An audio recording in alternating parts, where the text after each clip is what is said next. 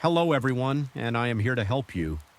Today I know you use this video to fall asleep, so before that, like the video and subscribe to the channel. Also, where are you from and what time are you watching now? Get comfortable and relax. I can still remember the stifling silence of that night, the kind that settles too thickly in the air like a damp blanket. You can't shrug off the house we rented for our business trip. Loomed in the darkness, old shutters creaking in an almost rhythmic pattern. No wind touched the tall trees outside, yet somehow they seemed to sway as if caught in a silent storm. The porch light flickered, casting jittery shadows that danced across the warped wooden planks. Even before I set foot inside, something felt wrong, like the entire place was holding its breath, waiting to exhale the moment we let our guard down. I had arrived in this small town earlier that afternoon alongside my colleague who traveled with me as part of our job. We were both commercial representatives, and our work often took us to remote places where we would stay in whatever accommodation was cheap and available. This time we had booked a modest house that stood on the edge of a winding country road. It was far from the main square, which meant the streets were emptier and darker than anything I was used to. The first impression of the house was not entirely unpleasant. It was quaint in a worn-out way, with a wooden exterior that showed signs of age but still possessed a certain rustic charm. There was no immediate indication of the unsettling night to come, but I remember feeling a faint unease in my stomach when I walked in. The interior smelled faintly of stale air, as though no one had lived there for quite some time. The floors creaked with every step, and the walls seemed almost too bare, with just a few outdated pictures and a mirror in the hallway. My colleague claimed the smaller bedroom near the front window, while I took the slightly larger one in the back. We had spent a long day on the road and were looking forward to resting before meeting our client in the morning. Before turning in, we decided to make a quick run to a local grocery store a few blocks away to grab a few snacks and drinks. It was during that brief outing that something began to shift. The grocery store was nearly empty. A handful of flickering fluorescent lights illuminated the aisles, but the rest remained oddly dim, as if half the bulbs had burned out long ago. My colleague and I walked through the aisles, noting how limited the stock was. It felt almost apocalyptic. Seeing so many barren shelves still, we picked out some bags of chips, a few sodas, and some bottled water. I tried to shrug off the strange vibe I got from the store, attributing it to the late hour and my own fatigue. It never occurred to me that someone else might be watching us. When we returned to the house, we set our groceries on the kitchen table. A single overhead light cast an anemic glow, barely reaching the corners of the room. The countertops were a tired shade of yellow, and the cabinets hung slightly, askew, revealing chipped paint and tarnished handles. My colleague suggested we get some rest to be fresh for the next day. I nodded in agreement, feeling a sense of relief at the idea of lying down, but that relief would be short-lived soon after we separated into our respective rooms. I felt a subtle vibration in my pocket. Checking my phone, I saw a text message from an unknown number. The content made my heart skip a beat. It mentioned the brand of chips I had just purchased, followed by a detail about the flavor my colleague preferred. At first, I thought it had to be someone from our circle of work contacts playing a prank, maybe a coworker who had seen us on the road and wanted to mess with us. But my chest tightened because I hadn't mentioned that specific snack to anyone. My colleague and I had only been in that store for 5 minutes, speaking quietly about which chips we liked, trying to calm down. I walked to my colleague's door and tapped lightly. We spoke in hushed tones through the cracked doorway. Both of us puzzled. He told me to ignore it, that it might be a random scam message. He half-jokingly said there must be coincidences sometimes, especially in small towns where local numbers got recycled. Despite his attempt to sound dismissive, I could hear the unease in his voice. We agreed to keep our phones on silent and call it a night. I went back to my room. The bed was lumpy and covered in old-fashioned sheets that gave off a faint scent of mothballs. I found myself lying awake, tension coiling in my stomach. It was impossible to shake off the feeling that someone somewhere had been watching us in that grocery store, or maybe even before that. My phone vibrated again this time. The message described how I was pacing around my room looking nervous. My pulse hammered as I read the words. I stared at the corners of the ceiling, searching for any hidden cameras, any sign of tampering. Nothing my colleague mentioned. From the other side of the wall, that something felt off in his room too. Though he didn't go into detail, I paced some more, unsure what to do next. Deciding it might be best to confront the messages directly, I typed a response to the unknown number demanding to know who it was and why they were sending these invasive texts. My palms grew clammy and a chill passed through my spine. When my phone buzzed again, I hesitated before looking. The new message simply read that I shouldn't worry because everything was under control and I was better off staying wide awake at that moment. I became aware of the acute silence in the house. No sound came from the street, no hum of distant cars or passing motorcycles. Even the usual night insects seemed to have vanished. My throat felt dry and each breath took conscious effort. I wandered into the hallway thinking I might step into the kitchen for a glass of water. The corridor was darker than before, as if the single light bulb overhead had dimmed. My footsteps resonated against the wooden floor, a hollow echo that made my skin prickle as I neared the kitchen. I noticed a faint movement from the corner of my eye. The curtains in the living room, which I had left open earlier, were fluttering softly. Although no draft came through the closed windows, they swayed in a gentle but unmistakable pattern, as if guided by unseen hands.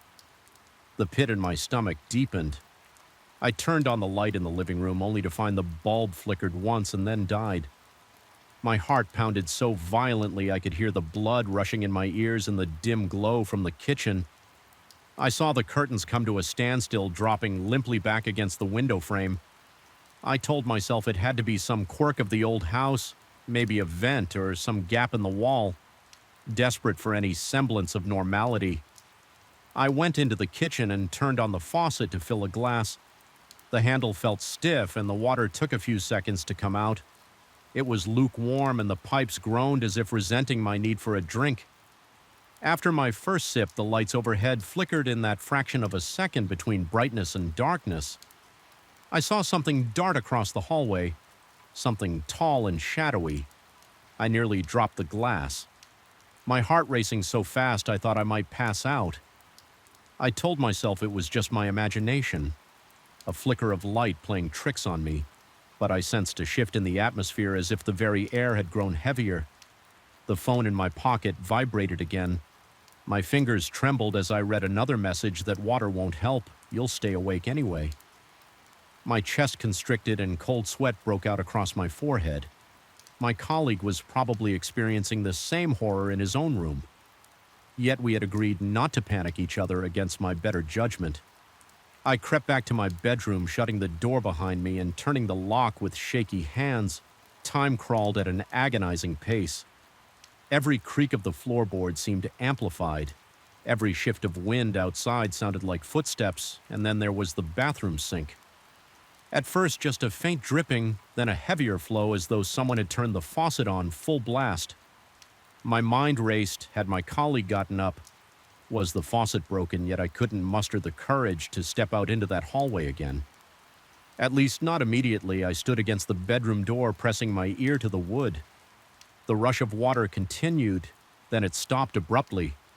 I felt a compulsion to check, if only to confirm that I wasn't losing my grip on reality. Forcing myself to turn the knob, I ventured into the corridor once more. My legs felt weak. I approached the bathroom doorway and found the light already on. The sink was still dripping droplets plinking against the porcelain. Though the faucet had been closed, water continued to ooze out. Forming a small puddle around the drain, I caught a glimpse of my reflection in the mirror above the sink. My face was pale sweat beading on my temples, eyes wide with confusion and fear. Then my phone buzzed again, making my heart jerk. Another text checked the mirror more closely. Nausea swelled within me. I glanced up at my reflection, once again noticing how warped it looked. My features seemed subtly distorted, as though the mirror's surface was not quite flat. I stepped closer and saw the overhead light flicker, bending my reflection in ways that defied normal physics. It could have been an optical illusion, a trick of old glass and failing electricity. But at that moment it felt like the mirror was alive, or at least possessed by something that thrived on my terror. A sudden rustling sound made me spin around. The hallway behind me was empty, but I felt certain something had been there just seconds before my legs shook and my breathing turned shallow. I retreated to my room, locking the door again and pressing my back against it. The messages kept coming, though I tried to ignore them. They described my every action, how I was standing, how my breath was ragged, even the way my hands kept shaking. Whoever was sending these texts had eyes on me, or worse, they were inside my head. I couldn't decide which possibility scared me more. Around this time, my colleague tapped lightly on my door, asking if I could hear the strange noises too. I responded that I could, my voice barely rising above a whisper. He then mentioned he was receiving odd messages, ones that described his every move and told him not to sleep. It felt surreal, hearing confirmation that I wasn't alone in this. Neither of us dared raise our voices or go searching for help. The very walls seemed to be listening, waiting for us to reveal our fear so it could amplify it. Hours passed in a torment of creeping dread. The house became a canvas for every nightmare scenario running through my head. I heard faint knocks behind the walls, the floorboards squeaking outside my door, the faint rustle of curtains, even though no wind blew. Sometimes I thought I heard whispering in the hall, though I could never distinguish words, just a low, unintelligible murmur that made my skin crawl. My body shook with each wave of adrenaline.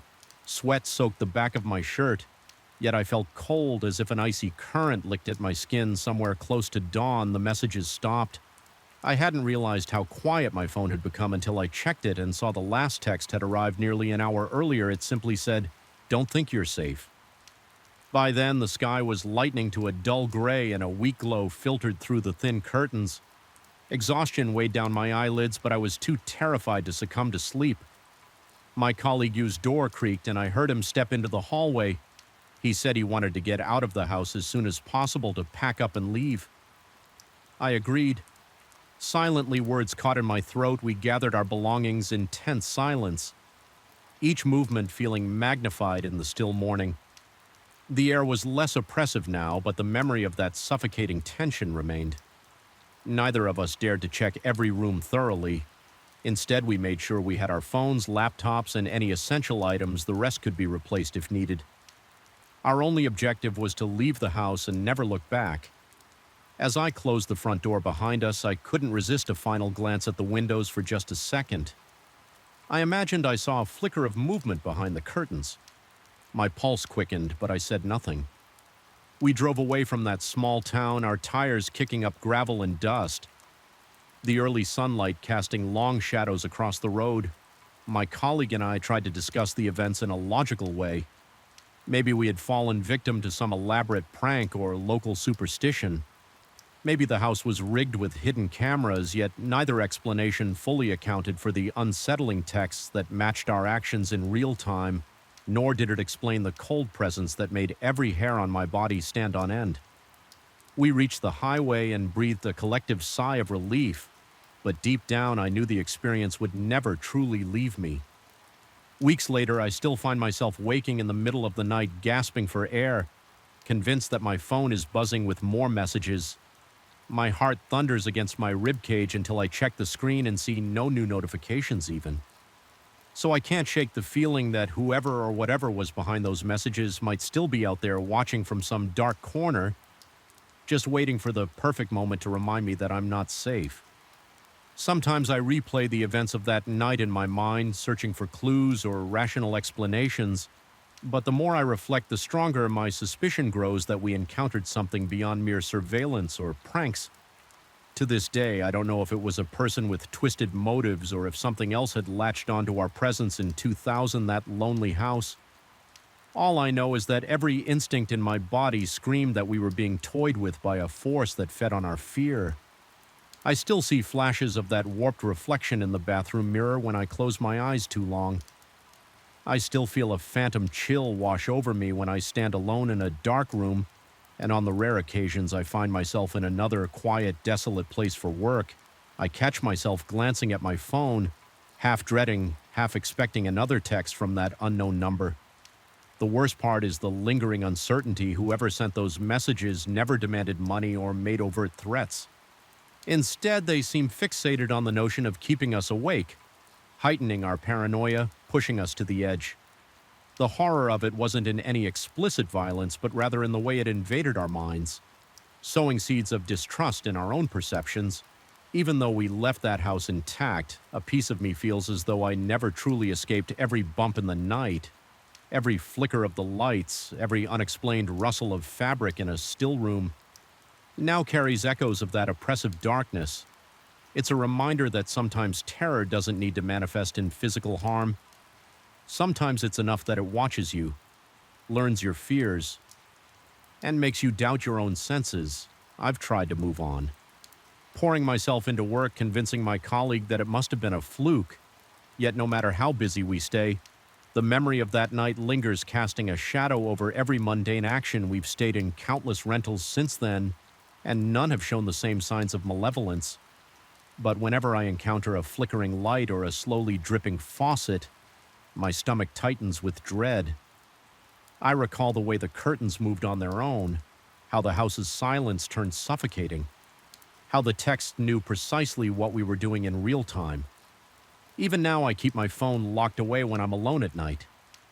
The idea of another unknown number lighting up the screen is enough to make my hand shake. Despite all logic telling me it couldn't possibly be the same presence, my instincts remain on high alert, and in those solitary moments just before I drift off to sleep, I sometimes sense a faint prickling at the back of my neck, as if unseen eyes are studying me from a corner. I refuse to acknowledge deep inside.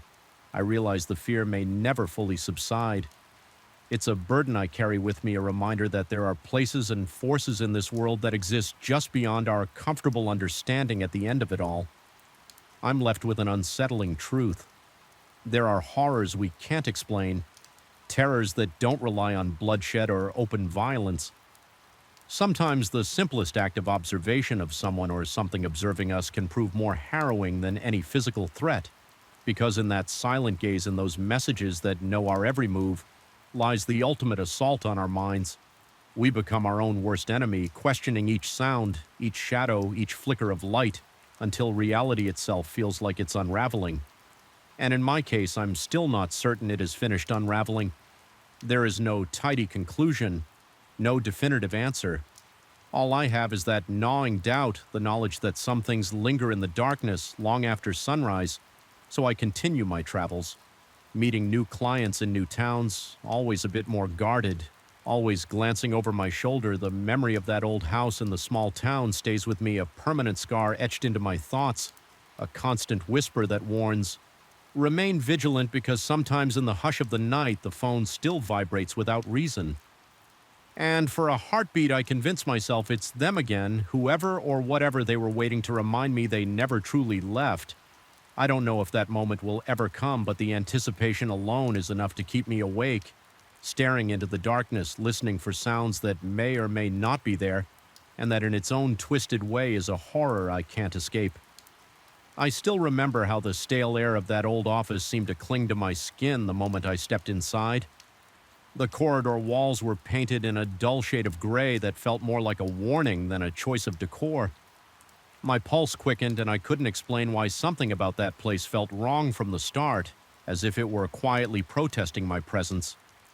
I told myself it was just the pressure of starting a new assignment.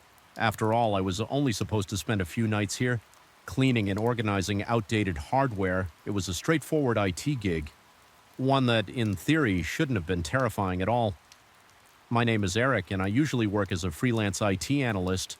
I go from company to company, troubleshooting servers, decommissioning old hardware, and taking care of tasks that require some technical know-how and a willingness to do the dirty work. Most of the time, I don't mind the quiet, solitary nature of the job, but there was nothing normal about this building. It had once housed a major corporation's administrative offices. They had downsized years ago, leaving behind a dusty labyrinth of empty cubicles and abandoned conference rooms. When I took this assignment, no one told me about the rumors on my first day while hauling old monitors to a storage closet. A couple of the building staff members mentioned something about the top floor, the one with the decommissioned meeting rooms. They told me that people sometimes heard heavy footsteps at night and doors banging for no reason. Some referred to it as the presence upstairs giving me grim looks when they talked about it. Others simply joked that I should never wander there alone at night, although they didn't look like they were kidding. I tried to laugh it off. After all, I was a rational man who dealt in cables, hard drives, and system code, not in ghost stories that changed on the second night. I worked there. I needed to reboot one of the older servers that was still active, so I stayed past midnight. The entire building seemed to exhale emptiness. Every corridor a tunnel of darkness lit only by a few flickering fluorescent lights. My shoes echoed with each step, and I couldn't help but notice a faint odor in the air, a mix of old carpet mildew and something accurate I couldn't identify as I walked to the server room, which was inconveniently located near the stairwell leading to the top floor. I heard a distinct thud from above. It sounded like someone dropping a heavy box. My chest tightened. The thud repeated more rhythmically this time, like footsteps pacing back and forth. I told myself it was just the creaking of old architecture or perhaps the building's ventilation system. Yet my heart pounded so hard that I had to stop and catch my breath. Once the server reboot was complete, I decided to finish up quickly. I was almost out the door when I heard a door upstairs slam. It was abrupt and violent, echoing down the stairwell. I felt my stomach twist, my body tensed, sweat forming at my temples. My instinct was to run, but I forced myself to remain calm rationally. The place should be empty. No one was scheduled to be on that floor, and security would have locked up hours ago. But I couldn't ignore the fact that something or someone had just slammed a door. I tried to reassure myself that perhaps a window was left open up there, causing a draft, but the closed windows along the corridor suggested otherwise. Without wanting to investigate, I hurried to turn off the lights in the server room and head downstairs. On my way, I felt a sudden jolt of panic. The overhead lights flickered just once, but enough to make me gasp. In that brief moment of flicker, I had the unsettling impression that a tall figure stood at the far end of the corridor. I couldn't see any details, just the outline of something impossibly tall and still. My heart hammered so hard I could barely breathe, but when the light stabilized, there was nothing there. I left the building in a state of near panic. Refusing to look back that night, I barely slept, my mind racing through possibilities. Maybe the figure was a trick of the mind caused by exhaustion. I told myself I needed to get more rest, to stop letting old ghost stories invade my thoughts. But the next day, when I confided in a coworker what I thought I had seen, she recounted rumors of a tall, shadowy presence that several employees had glimpsed. She described it as an elongated silhouette lurking near the corners of corridors, always watching, never approaching. I felt a twinge of nausea as she spoke. It seemed too specific to dismiss as an optical illusion over the following week. Each time I needed to work late, I found myself dreading that building my palms would sweat. The moment I entered the lobby, the quiet hum of the fluorescent lights made me feel on edge. Yet my task forced me to stay because certain server checks had to be done after hours to avoid disrupting daytime operations. Unfortunately, the older hardware was stored on the very floor everyone avoided. I would stare at the elevator doors for a long moment, then choose the stairs instead. Something about stepping into an enclosed metal box made me feel even more vulnerable. Most nights I heard small noises that could be dismissed as the building settling, a faint crack here, a groan of metal there. But there were times I clearly heard footsteps above me. Heavy, deliberate steps that seemed to circle the perimeter of the top floor. Whenever that happened, my chest tightened and I'd break into a cold sweat. My mouth would go dry and I'd wait, half holding my breath, hoping the sounds would stop. Often they did, but the silence that followed was sometimes worse. It felt like waiting for the next heartbeat of something enormous and hidden. One night I tried to bring a coworker upstairs with me just for company. She insisted she was too busy with her own tasks. I nearly begged her, but ultimately I went alone. I recall gripping the rail of the staircase so tightly my knuckles went white. The corridor lights flickered more than usual. My ears seemed hyper-aware of every little sound, the faint buzz of electricity, my own shoes scraping the floor and the blood pounding in my ears. When I opened the door to the main corridor of the top floor, I felt an immediate urge to flee. The atmosphere was thick as if the air itself carried a menacing weight. I could smell that acrid scent again, some cross between burnt plastic and decaying drywall. My stomach churned and I swallowed hard, determined to get my job done fast as I moved to collect some old routers from a dusty room. I caught something in the reflection of the glass wall that separated this room from the next. It was that same towering figure standing at the other end of the corridor, motionless, staring at me. I froze and the reflex made my whole body go rigid, my breath catching in my throat for what felt like ages. I couldn't tear my gaze away.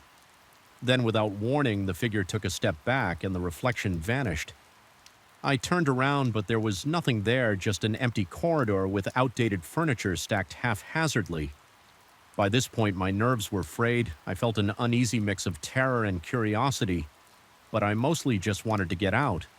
My mind raced, could it be a trick of the overhead lighting? Was I having a stress-induced hallucination? The sense that something was watching me, that it could appear anywhere, any time, gnawed at me constantly. My coworkers seemed unconcerned, content to believe it was all part of the building's ghost story. But I knew what I had seen. I couldn't shake the feeling that it was no mere shadow. In the following days, I found myself avoiding eye contact with the stairwell to the upper floor. Each time I passed it, I'd get that tight feeling in my chest, that sense of being observed at night. If I was forced to be there, every echo, every creak seemed to magnify a hundredfold.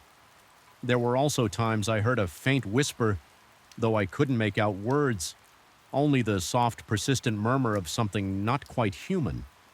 My body would respond with a surge of adrenaline, heart slamming against my ribcage, limbs going clammy. My supervisors began asking if I was feeling all right. I tried to explain in vague terms that the place was getting to me, that the environment felt oppressive. They offered to let me adjust my hours, perhaps coming in earlier in the evening so I could leave before midnight, but a few tasks still needed to be done in the early morning hours, and inevitably I found myself alone in that place. One particularly unsettling night, I was in the second-floor server room running firmware updates around 2 a.m. I heard a door upstairs slam 3 times in quick succession. It was so loud that I felt it in my chest. My throat constricted and I nearly dropped my flashlight. The temptation to flee was overwhelming, but I remembered that the servers would be in the middle of a critical update for another half hour if I left. Then it could corrupt the entire system, so I stayed each minute stretched into an eternity. The next few minutes passed in eerie silence, and I almost convinced myself that maybe the wind had blown through an open window. Then directly above my head, I heard what sounded like rapid footsteps running across the floor. They paused near the edge of the corridor right above me before dashing back in the opposite direction. My breathing was shallow, my heart slamming like a drum. I couldn't understand how any living person could move that fast, that frantically in an otherwise empty floor. When the firmware update finally completed, I grabbed my things and headed downstairs toward the exit. The hallway lights flickered again. My entire body quaked with dread. I heard a faint scraping sound like nails dragging across metal echoing from the upper floor. I had to fight the primal urge to run in that moment. It felt as though the building itself was alive, demanding my fear as payment for trespassing. My pulse pounded in my ears and my vision tunneled. By the time I made it to the front door, my hands were shaking so hard that I struggled with the keycard. Finally, the lock clicked and I stumbled out, gulping fresh air like a drowning man. After that episode, I seriously considered quitting. I told the temp agency the project was beyond my scope, but they insisted the client was pleased with my work and offered me a raise if I stayed on just a bit longer. They needed the final inventory and hardware disposal plan against my better judgment. I agreed, but I resolved to never venture upstairs alone at night again. A few evenings later, circumstances forced me to break that promise. A series of system errors required manual restarts, and these errors always came at the worst possible times at around 11:45 p.m. I found myself standing in front of that damn staircase again, telling myself I could do this quickly and get out. My mind was in a battle with my adrenaline. Every sense was heightened and the building felt unnaturally still. Climbing the stairs, I kept seeing movements in my peripheral vision, shadows flickering just beyond my line of sight. My skin prickled with goosebumps and my heart hammered in my chest. The corridor on the top floor was darker than usual, a few lights completely out. Leaving long stretches of darkness, I used my flashlight, but it seemed to illuminate only a narrow path, leaving the rest of the corridor in suffocating gloom.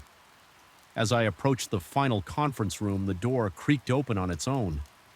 My breath caught in my throat. The darkness beyond that door felt alive, a tangible force pressing against my senses. Then I heard something, a guttural rasp, as though someone or something was struggling to breathe. My legs nearly gave out beneath me, but I forced myself forward, pushing the door fully open with a trembling hand. Inside, the air was colder than the rest of the floor, and an unrelenting sense of being observed weighed heavily on me. I shone my flashlight around, and that's when I noticed the reflection in the large glass panel at the back of the room. The tall figure stood there again, looming impossibly high. My chest constricted as I watched it raise what looked like an arm far too long to be human. My entire body seized in panic. I wanted to scream, but my voice seemed locked inside my throat. I stumbled backward, tripping over a pile of cables. Flashlight clattering on the floor in the frantic moment that followed. I scrambled to pick it up, flicking the beam wildly around the room. The figure was gone. I wasn't sure whether that was more comforting or more terrifying. Something inside me broke at that moment, and fear gave way to a jolt of desperate determination.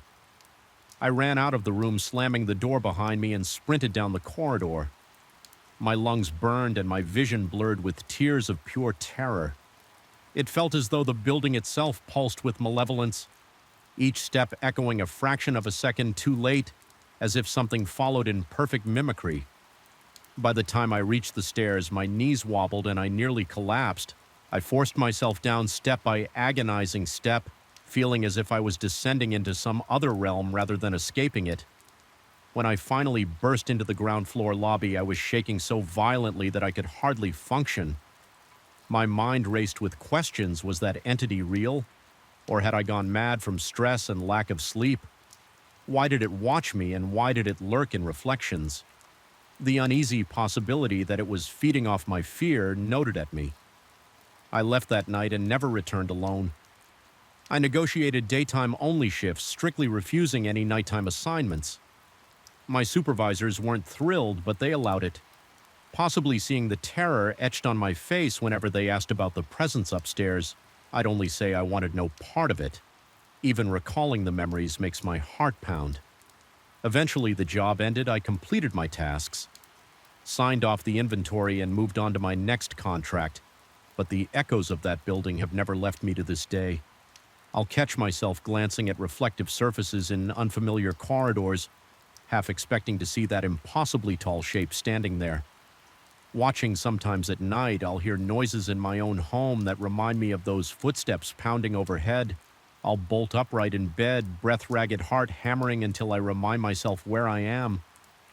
Yet a nagging doubt remains: did I escape that presence, or did it follow me? I can't say for certain. All I know is that whenever I recall the stale air, the flickering lights, and that looming silhouette, a chill crawls down my spine that no amount of reassurance can erase. I survived that place physically unscathed, but a lingering unease haunts me. A piece of that old office is lodged somewhere deep in my mind. Sometimes I wonder if the darkness I encountered was simply a reflection of my own stress and anxieties, or if in fact that building concealed something far more malevolent than a haunted legend. Either way, I haven't found a definitive explanation, just a lasting dread. And whenever I hear a door slam or see a flicker of movement in a corridor, I can't help but remember that place and its silent watcher waiting in the shadows. I used to believe that the quietest hours before dawn held a sort of solemn beauty. I was convinced there was something almost spiritual about existing in a space that was usually crowded and chaotic, only to find it deserted and silent. That changed the night I heard a whisper echoing from the men's locker room when there was no one else around. Ever since then, the silence in that 24-hour gym has taken on a menacing edge. and I can't walk through those heavy glass doors without feeling my heartbeat rattle my entire chest. I had signed up for the gym membership during a promotional event lured by the promise of modern equipment and the convenience of being able to go whenever I liked. At first, I was thrilled by the idea of midnight or early morning workouts because my schedule was unpredictable. Sometimes I'd be free at midday, other times at midnight, so the flexibility was a gift. I felt like I had the place to myself. When I trained at 2 or 3 in the morning, there were no queues for machines, no loud grunts from the weightlifters, no strangers hogging the squat rack for a few weeks. This arrangement seemed ideal until the strangeness began with subtle, almost dismissible signs. I remember the first time I noticed something was off. It was an ordinary night or so. It seemed I had arrived around 1 a.m., the automated doors giving their usual mechanical hiss as I stepped into the artificially lit reception area. The overhead lights were a sickly yellow, and despite the immaculately cleaned floors, I detected the faint smell of disinfectant that always hung around the front desk. Usually I'd see maybe 1 or 2 other people on the treadmills or elliptical trainers, but that evening the place appeared deserted. I had my earphones in, hoping to keep myself motivated through a long cardio session as I climbed onto a treadmill. I felt a slight chill. At first I blamed the air conditioning, which was always set far too low during the night. My arms prickled with goosebumps, and I shrugged it off as a trivial reaction to the cold. But there was something more. I sensed an undercurrent in the air, a subtle tension I couldn't quite name it. It was like the entire gym was holding its breath within 15 minutes. I found myself restless instead of the usual steady rhythm of running. I kept glancing over my shoulder, certain I was about to spot someone lurking behind me. Of course, every time I looked, there was no one. Only the dim reflection of my own figure in the floor-to-ceiling mirrors and the uniform rows of equipment. The overhead lights flickered once or twice, but I told myself that was just faulty wiring.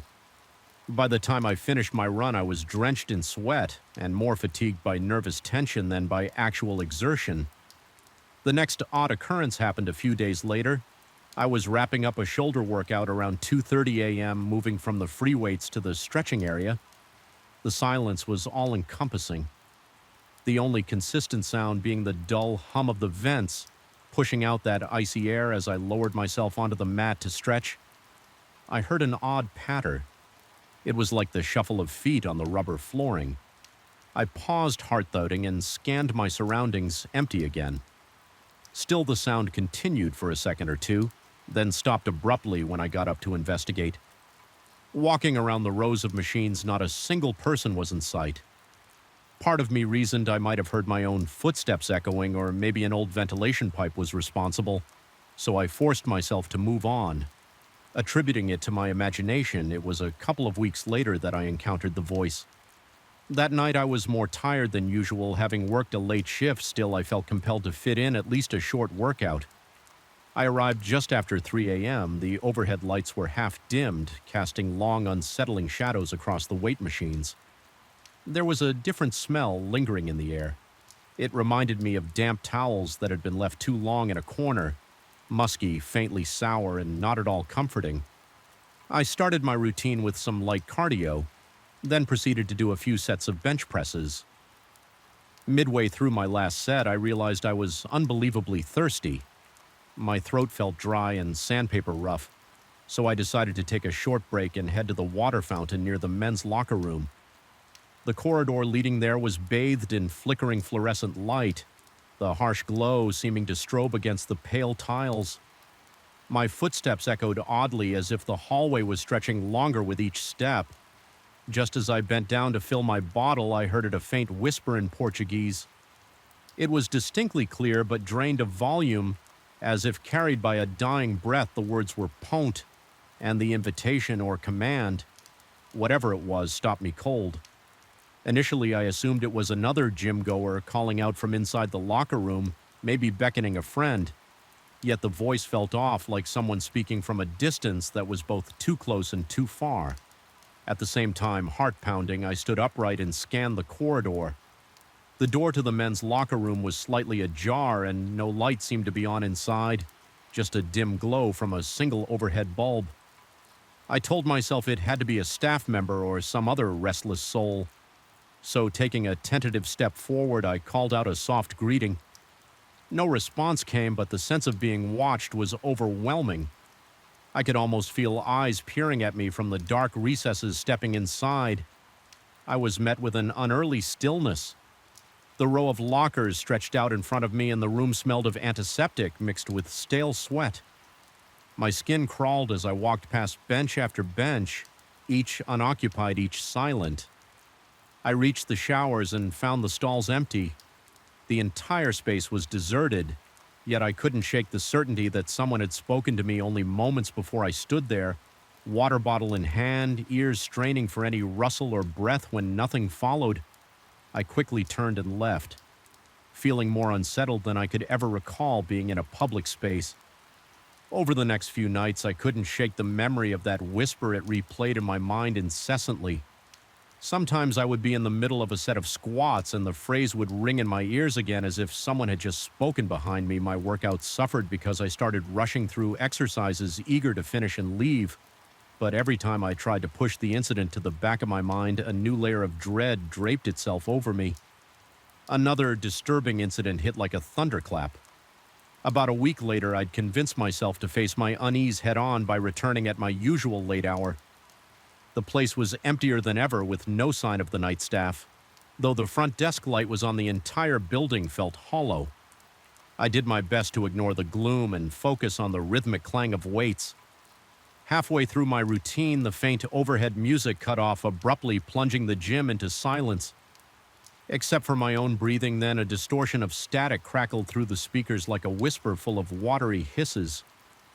No words were distinct, but the noise had an undeniably human quality to it, as if layered with quiet moans. The sound stretched on for what felt like minutes before snapping back into silence. By that point, my hands were shaking. I dropped the dumbbells, feeling my palms slick with cold sweat, and I could taste fear like copper on my tongue, shaken but determined not to be controlled by my own paranoia. I reasoned I would just do a couple more sets and leave. The sense of a presence lurking was back stronger than before. Every time I turned, I thought I saw a shape moving around the corners of the mirrored walls. My reflection seemed elongated, twisted as though the mirror itself was warping.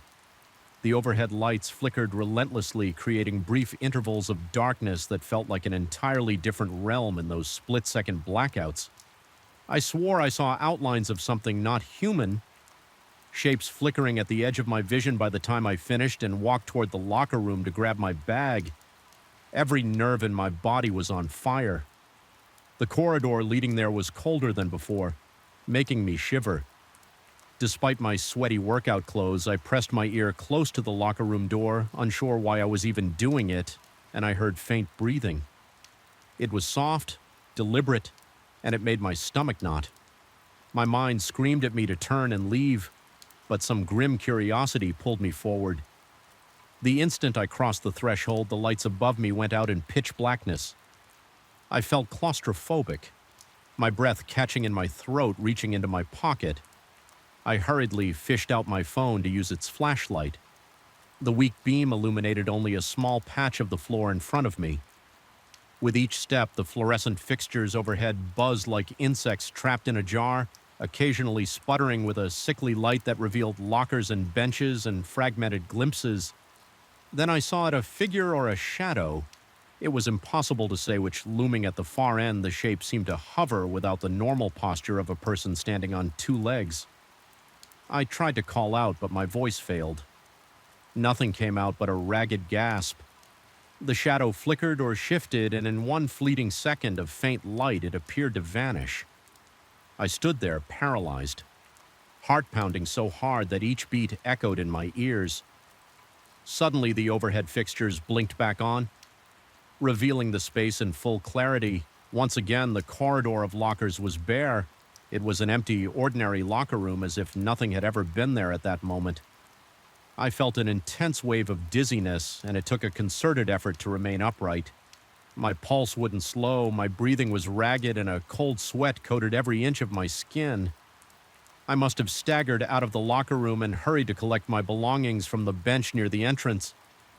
My hands trembled so badly that I nearly dropped my phone twice while stuffing it back into my pocket.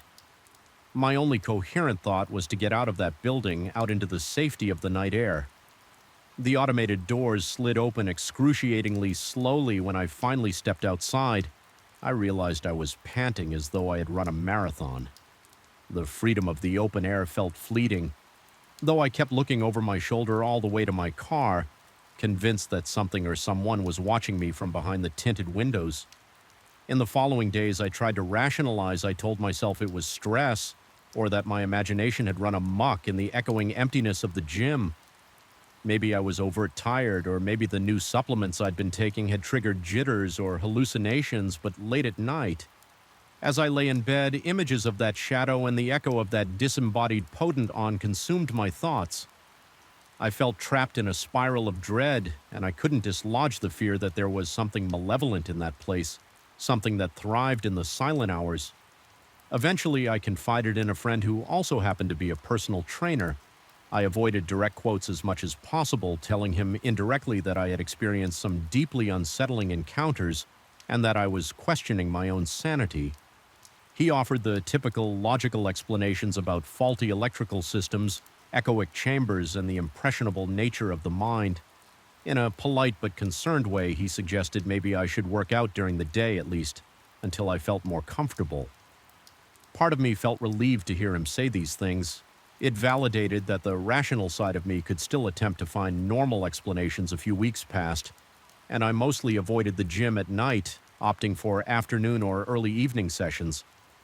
The facility was busier than filled with everyday noise and the mundane hustle of people rushing to complete their routines. I started to feel safer. However, my schedule eventually forced me into another late-night session, and the moment I stepped through those doors, the memory of that suffocating tension washed over me. I stayed hyper-aware of my surroundings, listening for any odd sounds or whispers. The place was quiet. In all the wrong ways, I tried to keep my workout short. My intention was to do only a couple of exercises and leave. After finishing the last set of bicep curls, I inched toward the corridor where the water fountain was located. Although I felt reluctant, my thirst was overpowering. The fountain's trickle sounded unnaturally loud, a soft metallic gurgle that echoed down the hallway as I took a sip. That same Portuguese phrase reverberated in my mind. My heart thumped so hard I felt a tremor in my ribs. The men's locker room door was open just a crack, but the darkness beyond felt like a living, breathing thing. I experienced a strange magnetism pulling me there, but I resisted.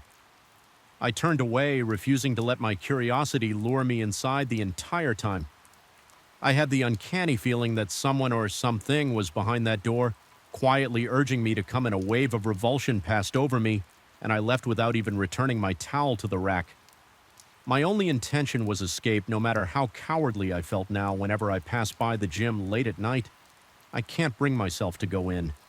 Even seeing those lights glowing in the glass front triggers a tightness in my chest. I keep remembering the subtle shift in the air, the scratching static in the speakers, and that formless shadow I nearly walked into. Worst of all, I recall the voice that sounded both near and distant. Puant on the memory is enough to send chills drilling into my spine, and I have no rational explanation that can soothe the dread it planted in my mind. Sometimes I ask myself if I was singled out or if others have heard it too. Since it all happened, I haven't spoken about it much, and the gym staff never bring up anything unusual. It's almost like there's a silent agreement to ignore the eerie atmosphere that descends at night, or maybe no one else has experienced the same level of horror.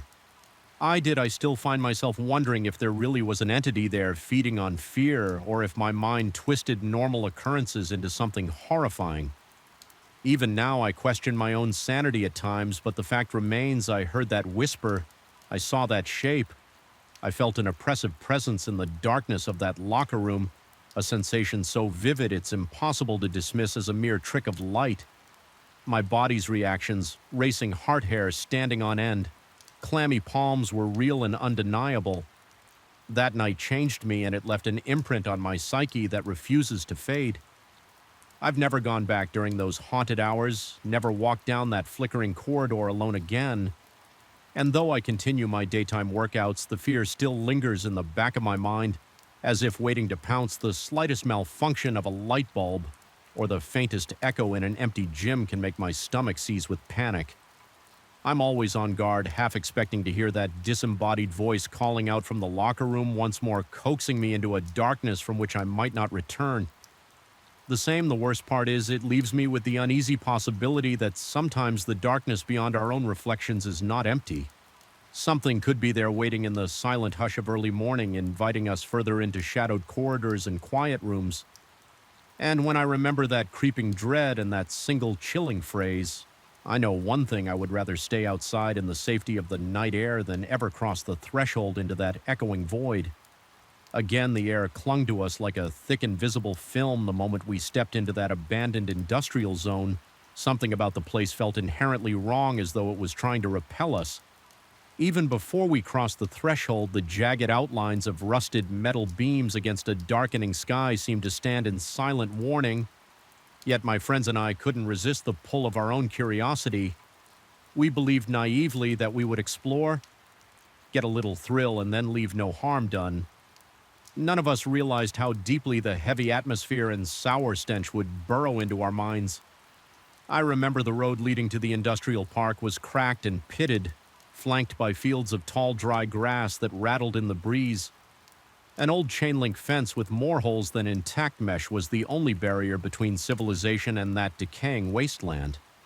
We'd heard rumors that chemicals had once been processed there, but nobody bothered to confirm. We just wanted an adventure. So we found a gap in the fence, slipped through, and navigated the deserted lot until we arrived at a massive corrugated metal building looming in the gloom. From the outside, the warehouse was colossal, its roof sagging in places and large doors left hanging crooked on rusted hinges when we pushed one of those doors open. It scraped along the concrete floor in a slow, tortured groan. The noise made my spine tingle. I recall stepping inside, first shining my small flashlight across the interior. The beam illuminated dust motes swirling in the stale air. The place smelled foul, stale, sour, almost like old milk that had turned, but also chemical in a way that made my eyes water. My throat felt scratchy. I wanted to cough, but somehow I held it in. I tried to brush off the creeping dread as I waited for the others to follow. Dan, who usually cracked a joke to lighten the mood, seemed uncharacteristically quiet. I heard him mumble something about how this might not be as fun as we'd thought. He wanted to keep going, though. So we continued. The inside of the warehouse was lined with defunct conveyor belts, metal tables, and enormous vats that once must have held industrial fluids overhead. Fluorescent lights dangled from bent fixtures. They no longer worked, of course, but I kept glancing up, half expecting them to flicker to life. Instead, we had only our flashlights and the occasional faint glow from the holes in the roof. I couldn't shake the feeling that the shadows under the machinery were deeper than they should be. It was as though they were absorbing the light instead of reflecting it. Each time my flashlight beam passed over a dark corner, I felt a gentle tug of apprehension. My heart thudded in my chest, and my palms grew damp around the handle of the flashlight. Every small sound, metal creaking, a single droplet of water hitting the floor, echoed painfully in my ears. My breathing sped up, and I tried to keep it quiet so I could listen for anything else that might lurk in the darkness. We fanned out, each of us drawn to different areas at one point. I ran my hand along a section of rusted piping. The metal flaked away at my touch, leaving orange-brown residue on my fingers. I wiped it off on my jeans, but I couldn't get rid of the gritty sensation, as if the rust clung to my skin. The sour smell intensified as I moved closer to the center of the warehouse, where a massive machine stood silent and forbidding. It was covered in cracked paint with what looked like tangled hoses. Sprouting from its sides, the floor around it was stained with something dark and oily in my mind. I told myself it was just old chemicals, but my stomach churned with a nameless dread. I felt a presence then, as if someone was standing just behind me. My neck hair bristled, my heart hammered, and a bead of cold sweat trickled down my temple. I spun around, shining my flashlight in a wide arc. Nobody was there, only a cluster of upright tanks and conveyor belts that stretched off into the gloom. I let out a shaky breath. telling myself I was being foolish, but that feeling lingered as though I had intruded on something's territory and it watched me from just beyond the edge of my vision. A few yards away, one of my friends was fiddling with some levers on a broken control panel. He mentioned in a low mutter that these must have operated the conveyor belts. The rest of us gathered around the machine. We exchanged looks that said we should probably move on. Some unspoken tension passed among us. I wondered if they felt that same pressure in the air, that quiet insistence that we didn't belong. We headed deeper into the building, stepping over piles of debris, broken crates, fragments of scrap metal, and torn industrial tarps. The further we went, the heavier the atmosphere became. It felt harder to breathe, as though my lungs were straining against a weight pressing on my chest. My flashlight flickered once, twice, and then steadied. It was enough to send a jolt of panic through me. The last thing I wanted was for the light to fail in that suffocating darkness. As we approached the back of the warehouse, we found a row of offices sealed behind glass windows. The windows were so grimy that it was impossible to see inside without wiping the sludge away. I hesitated, but eventually used my sleeve to create a streaky portal into the gloom. The beam of my flashlight revealed a cramped room filled with file cabinets and a few desks. All in disarray, chairs were knocked over drawers, yanked open documents scattered across the floor. The sour smell grew even more potent near this office section. My eyes watered and my stomach twisted. It was as if something had leaked out of the walls and infected the air. I noticed a movement from the corner of my eye, a quick flicker of shadow across the other side of the glass. My breath caught in my throat. My pulse slammed in my ears. I jerked my flashlight toward the spot, but there was nothing. Just the ghostly reflection of our group in the grimy glass, looking far more nervous than we had upon arrival.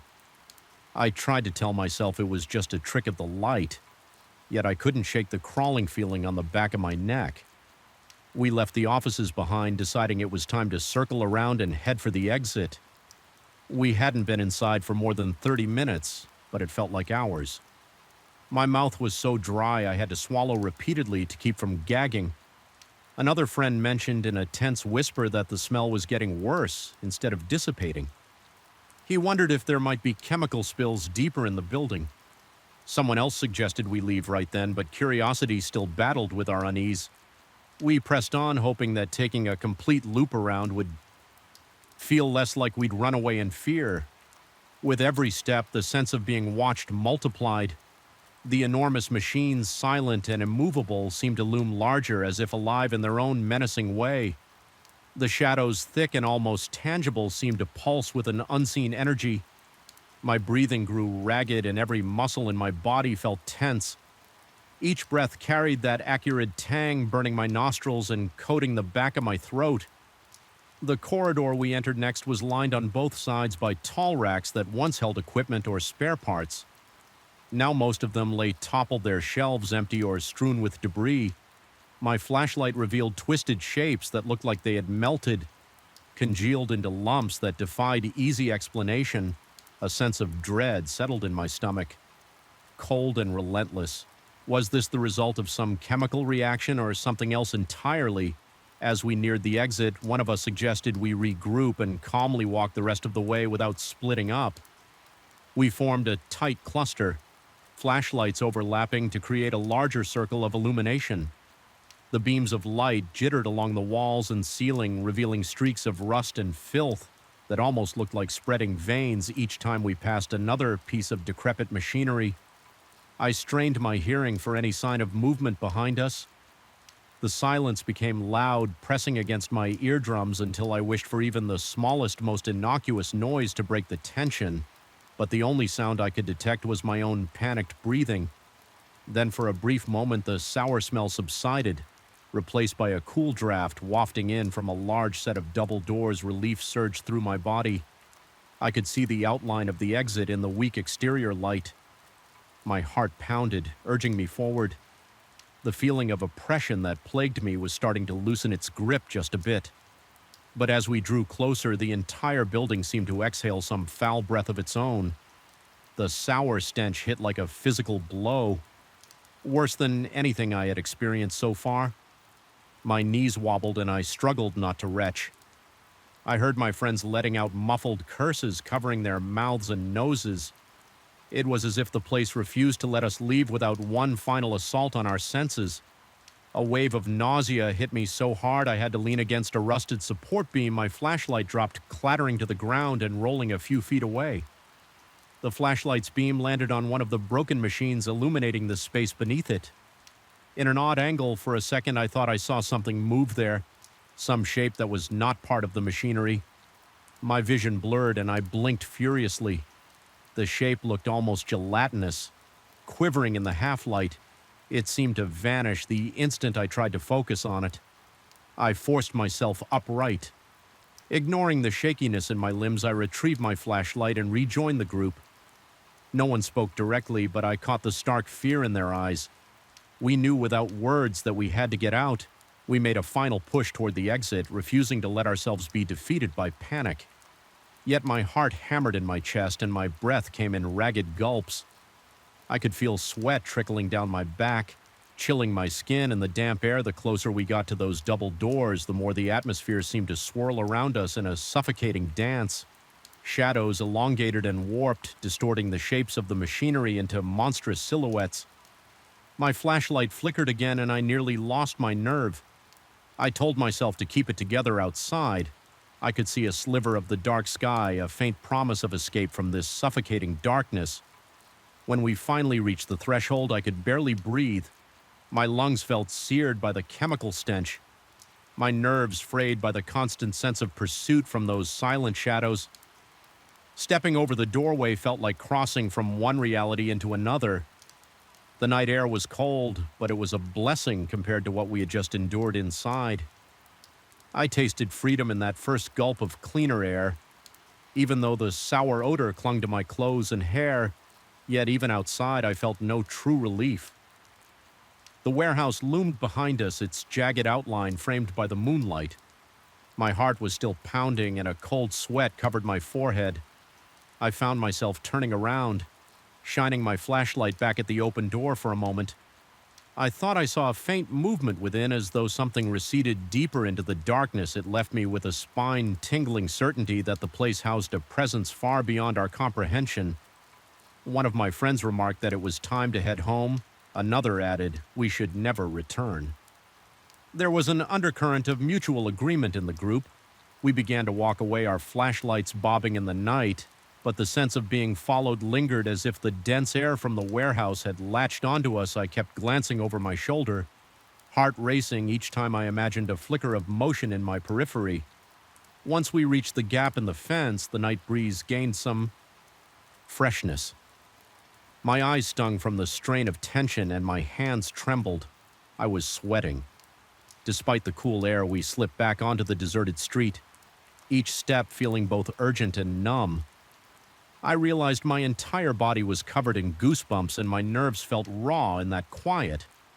I replayed every unsettling moment in my head, asking myself if I had truly seen those shifting shadows or if my mind had conjured them in the throes of fear. We parted ways without ceremony, each of us carrying that intangible weight back to our homes. Once I stepped inside my room, I dropped onto my bedclothes, still damp with sweat. And reeking of that sour stench, my mind wouldn't shut off the images of the dark warehouse corners. The ghostly flicker of movement and the oppressive silence haunted my thoughts. Each time I closed my eyes, I felt that presence near me, lurking in the recesses of my imagination, or perhaps somewhere else. My skin prickled with unease. Sleep eventually overtook me, but it was restless. I dreamed of endless corridors stretching from that warehouse, each one leading deeper into gloom. And every time I turned a corner, I sensed a form slithering just out of sight in the dream. My footsteps echoed off distant walls as I ran in slow motion, my heart pounding so violently I thought it would burst when I jerked awake. My body was slick with sweat, my breath coming in gasps. The darkness in my bedroom seemed thick, but at least I knew I was far from that cursed place. I tried to discuss the experience a few days later with Dan in an effort to make sense of it. He brushed it off lightly at first, then admitted he had been feeling an odd paranoia. Since the night we explored, he didn't go into detail. Just a vague mention of being unable to sleep well and seeing things in the corners of his eyes. I confided I was experiencing the same anxieties. We agreed without hesitation never to return. Neither of us wanted to find out if the intangible presence could manifest itself more concretely. Even now, I can't fully explain what we encountered in that abandoned industrial zone. Perhaps the chemicals left behind played tricks on our senses, warping our perception and conjuring hallucinations. Or maybe there was something else, some force that had claimed the warehouse as its domain, feeding on the fear and curiosity of unwary visitors. I can't decide which explanation scares me more. The days and weeks that followed were marked by sporadic waves of claustrophobia and an abiding sense that I was being observed. My imagination or whatever had latched onto me, refused to grant me peace at night. When the wind howls outside, I sometimes catch a whiff of that sour odor, and my heart kicks into overdrive. My palms get slick and a chill spider walks up my spine. It's enough to send me reeling back into the memory of that dismal, reeking corridor. Yet the strangest part is that none of us ever reported any physical ailments beyond the lingering psychological horror. No mysterious illnesses, no rotting shoes from chemical spills, no tangible proof that the place had harmed us physically. The only residue was mental, a wedge of dread lodged deep in our minds.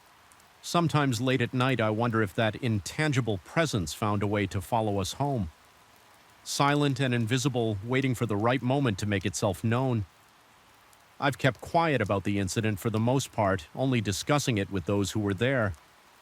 We have a mutual unspoken pact that we will not entertain the idea of exploring abandoned sites anymore. Not because we fear broken floors or tetanus-laden nails, but because there are places in the world where the veil is thin, where something beyond reason or science might lurk. I'm not the same person I was before that night. My nerves are more afraid. My sense of security always under question. I don't look at shadows in the same way. Even the simplest shapes cast on walls can set my pulse racing if I'm not careful. And whenever I catch that sour tang in the air, even if it's just a passing whiff from some distant chemical, I find my thoughts dragged back to the towering rusted machines and those unseen eyes in the darkness. The memory sends shivers through my body, reminding me how utterly powerless I felt. In the end, I suppose I'm grateful we managed to leave that warehouse physically unscathed, but the mental scars remain etched into the corners of my subconscious. Sometimes in the late hours of the night, I question whether the worst terror is the one that never fully reveals itself, that stays hidden just out of sight. Drifting on stale air and waiting the unknown can make any shadow ominous, any unexplained noise a threat, and any foul stench a silent promise of something far more disturbing lying in wait. I've kept this story to myself long enough that it feels like a permanent secret whispering incessantly in my ear whenever I let my guard down, and though I try to rationalize it, chemicals. Old machinery and overactive imagination, there's a piece of me that knows the truth lies beyond those surface explanations. Something was there, something hungry or angry or simply alien. It reached into my mind that night, left a fingerprint of dread, and ensured I would never forget the way my heart thundered in my chest when it felt like we were trespassing on forbidden ground. We never did return, and I have no intention of ever stepping foot in that forsaken building again. Even the memory of the air thick with that nauseating stench is enough to make my mouth go dry and my pulse accelerate. Sometimes in my quieter moments, I wonder if that presence still waits among the rusted machines shifting in the darkness, listening for the sound of intruders. And if it does, maybe we're the lucky ones. Maybe it was never meant to be seen or understood. But the knowledge that it exists or might exist is enough to keep me on edge whenever I pass by an old decrepit structure. Because once you feel that oppressive air and sense that living darkness pressing against your mind, there's no return to blissful ignorance. You carry the fear with you, tucked away like a foul secret, haunting you with every breath. I first sensed something was wrong on the day I walked into that narrow, dimly lit hallway. The stale air clung to my skin, and an inexplicable chill ran down my spine the moment I turned the key in the apartment door. Something about the building's silence felt unnatural, more like a hush forced upon it than a peaceful quiet. Even before I noticed the flickering lights or heard the echo of mysterious footsteps, I felt as though I was trespassing in a place that resisted my presence. It was an old construction in the heart of the city, with high ceilings and long corridors that played tricks on the eyes. At night, the shadows cast by the single overhead light seemed to stretch unnaturally against the walls as though they had a life of their own. I had moved there for convenience. The centralized location was perfect for my work routine, and the rent surprisingly affordable on my first walk through the place looked normal enough. Sure, the paint was peeling in a few spots. The wooden floors creaked and there was a musty smell that lingered, but I chalked it up to the building's age. I remember feeling oddly defensive about my choice-telling friends whenever they asked that I found the apartment charming and full of character. Looking back, I wonder if I was in denial or just under the apartment's spell when I started noticing the hallway lights flickering. I assumed it was a simple electrical issue. The quarter light would blink erratically, a frantic strobe that made the walls appear to ripple. I replaced the bulbs with brand new ones, certain that would solve the problem. It didn't even the new bulbs would flicker, then sometimes go out entirely. At first, I convinced myself it was a matter of faulty wiring. After all, the apartment was old, probably never fully renovated, but then the overhead light in the living room began doing the same thing. I'd be sitting on the couch after a long day at work, reading a book or scrolling through my phone, and it would blink once, twice, then extinguish just when I stood up to check. It would flare back to life again. My heart rate would spike each time this happened. A subtle panic would tighten my chest, and I'd find myself breathing faster. I tried to be rational. Maybe the wiring was loose or the circuit was overloaded by the outdated fixtures, yet a part of me felt something else was behind it. Something that teased me with tiny unsettling hints that I couldn't ignore. A few weeks passed and I began hearing sounds at night. They were faint at first, like a floorboard squeaking in another room or a door hinge shuddering in a far corner. I'd jerk awake to a subtle creaking noise, my heartbeat hammering in my ears. Often I'd lie in bed forcing myself to remain still.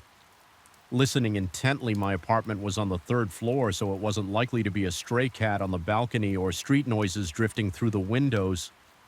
Sometimes it sounded like footsteps, as if someone was pacing in the living room. The measured, deliberate rhythm of those steps sent ice into my veins on more than one occasion. I mustered the courage to get out of bed to check the living room. My legs trembled so much it felt like I was wading through water. My palms turned clammy and my breath grew ragged. Each step I took seemed to reverberate inside my skull. When I finally flicked on the hallway light switch and prayed it would actually stay on, there was never anyone there, but something else caught my attention. The corridor light, the same one that had refused to stay lit before, would be on already. It made no sense. I was certain I always switched it off before bed. But there it was, shining in that eerie, flickering way, convinced I was losing my mind. I brought in an electrician. He walked around the apartment, performed the usual checks, and assured me there was nothing wrong with the wiring. I remember him shrugging with a baffled expression as he said something about everything being up to code. His confusion did nothing to alleviate my own. After he left, the flickering continued and the footsteps grew louder. Some nights I'd swear I felt the floor vibrate slightly, like heavy boots pressing down just outside my bedroom door. Sleep became almost impossible. I would lie awake, every muscle in my body so tense that my neck would ache for hours. My heartbeat throbbed in my ears too fast, like a drum beat signaling that something terrible hovered in the darkness. My mind would play tricks on me. Was the door handle turning on its own? Did I just hear a whisper, or was that the wind? Outside, the tension built until my hands began to shake. Whenever the lights blinked one night, I thought I caught a glimpse of a shape, just a fleeting shadow darting across the end of the hallway. My chest tightened with such force that I could barely draw breath. I wasn't sure if it was real or my imagination. All I knew was that every hair on my body stood on end and cold sweat ran down my back. Desperation led me to try sleeping with all the lights on. I thought that a fully lit apartment might banish the darkness, and with it whatever presence lurked there. The result was far from comforting. The perpetual glow cast harsh shadows on the walls, and I found myself startled by every flicker, every reflection in the mirrors or windows. My nerves were constantly on edge like a wound-up spring. The faint hum of the light fixtures filled the silence, and my exhaustion deepened. It wasn't restful at all. I felt like a prisoner in my own space, eyes open wide, scanning the corners and ceilings for any sign of movement. I started dreading coming home the moment I stepped into the building's lobby. That heavy, suffocating feeling would return. I'd feel it in my chest. Like my lungs couldn't expand all the way. My pace would quicken as I marched up the winding staircase. Each step echoing against the chipped walls, the corridor that led to my apartment seemed longer at night, its shadows and flickering lights creating a distorted tunnel effect. Sometimes I sensed the presence before I even reached my door, a prickle of awareness on the back of my neck, an unshakable certainty that something waited for me inside. By then, paranoia had sunk in. Deep, every noise from a neighbor's apartment made my pulse spike. I started scanning the small peephole in my door multiple times a night, expecting to catch someone or something lurking on the other side. Yet it was always just that empty hallway lit by the same flickering bulb. The persistent illusions of footsteps continued to haunt me. Sometimes I'd wake to a noise so loud I was sure I'd find my living room turned upside down. Racing out of bed muscles, twitching with adrenaline, I'd discover nothing out of place. Only that dread-laced corridor light burning when I knew I had shut it off. At one point, I considered speaking to the building manager. However, the conversation never got very far. He was polite but dismissive, muttering that the building was old and odd. Noises were common. He said something about the pipes or the wooden beams settling. I didn't mention the footsteps specifically because I was afraid I'd sound unhinged. Part of me wondered if I was in fact going insane. The stress was wearing me down. My hands trembled. Even in daylight, my mouth felt chronically dry. I caught myself holding my breath in anticipation of the next flicker or noise. Eventually, I decided to do a thorough cleansing of the apartment. One weekend, I scrubbed the floors, wiped the windows, and cleared out the clutter, hoping to purge whatever dark energy I felt had settled there. Despite my best efforts, the atmosphere remained oppressive in the middle of the afternoon. When sunlight was streaming through the windows, I heard what sounded like a soft knock on the corridor wall. My heart lurched. The knock came again, 3 firm taps, then silence. I stood there holding my breath, waiting for something else to happen. Minutes passed in an agonizing hush, but no other sounds followed. By the time the sun set, the sense of foreboding returned with renewed intensity, as though annoyed by my attempt to chase it away with bleach and mops. My dreams, when I managed to slip into restless sleep, were plagued by bizarre images, hallways that stretched on for miles, doors that led nowhere or opened to reveal infinite darkness, flickering lights that popped and sparked, raining hot embers that never quite touched the ground. I'd wake up drenched in sweat pulse hammering, only to discover the corridor light shimmering beneath my bedroom door, casting a slim beam of unstable illumination into my room. On multiple occasions, I remember launching from the bed to yank the door open, expecting to catch an intruder, but the hallway was always empty. The bulb overhead swaying slightly in a breeze I could never feel. At times, I questioned my sanity. I wondered if my job stress had manifested into psychosomatic experiences. Maybe I was projecting my anxieties onto the apartment, but how could I explain the lights that insisted on turning themselves on, or the electrician's baffled expression when everything checked out? Fine, the rational part of me kept trying to offer explanations, but the mounting terror in my gut refused to subside. My nervous system was in constant overdrive, heart-pounding, hands shaking, stomach twisted in knots one particularly harrowing night. I was jolted awake by a series of loud bangs like heavy fists slamming against the living room walls. I rushed out of bed, every muscle in my body tense and rigid. My throat felt as though it was closing up, and a thin film of sweat coated my forehead. Approaching the living room felt like stepping into a nightmare. The corridor bulb was in one of its flickering cycles, casting a strobing effect along the walls. In that uneven light, I saw a distortion in the corner of the living room, as if the shadows there were shifting. My pulse thundered in my temples. The shadow swelled, coalescing into a darker shape, then abruptly vanished. I stood frozen, heart pounding so furiously that it drowned out all other sounds. I realized I couldn't stay there much longer.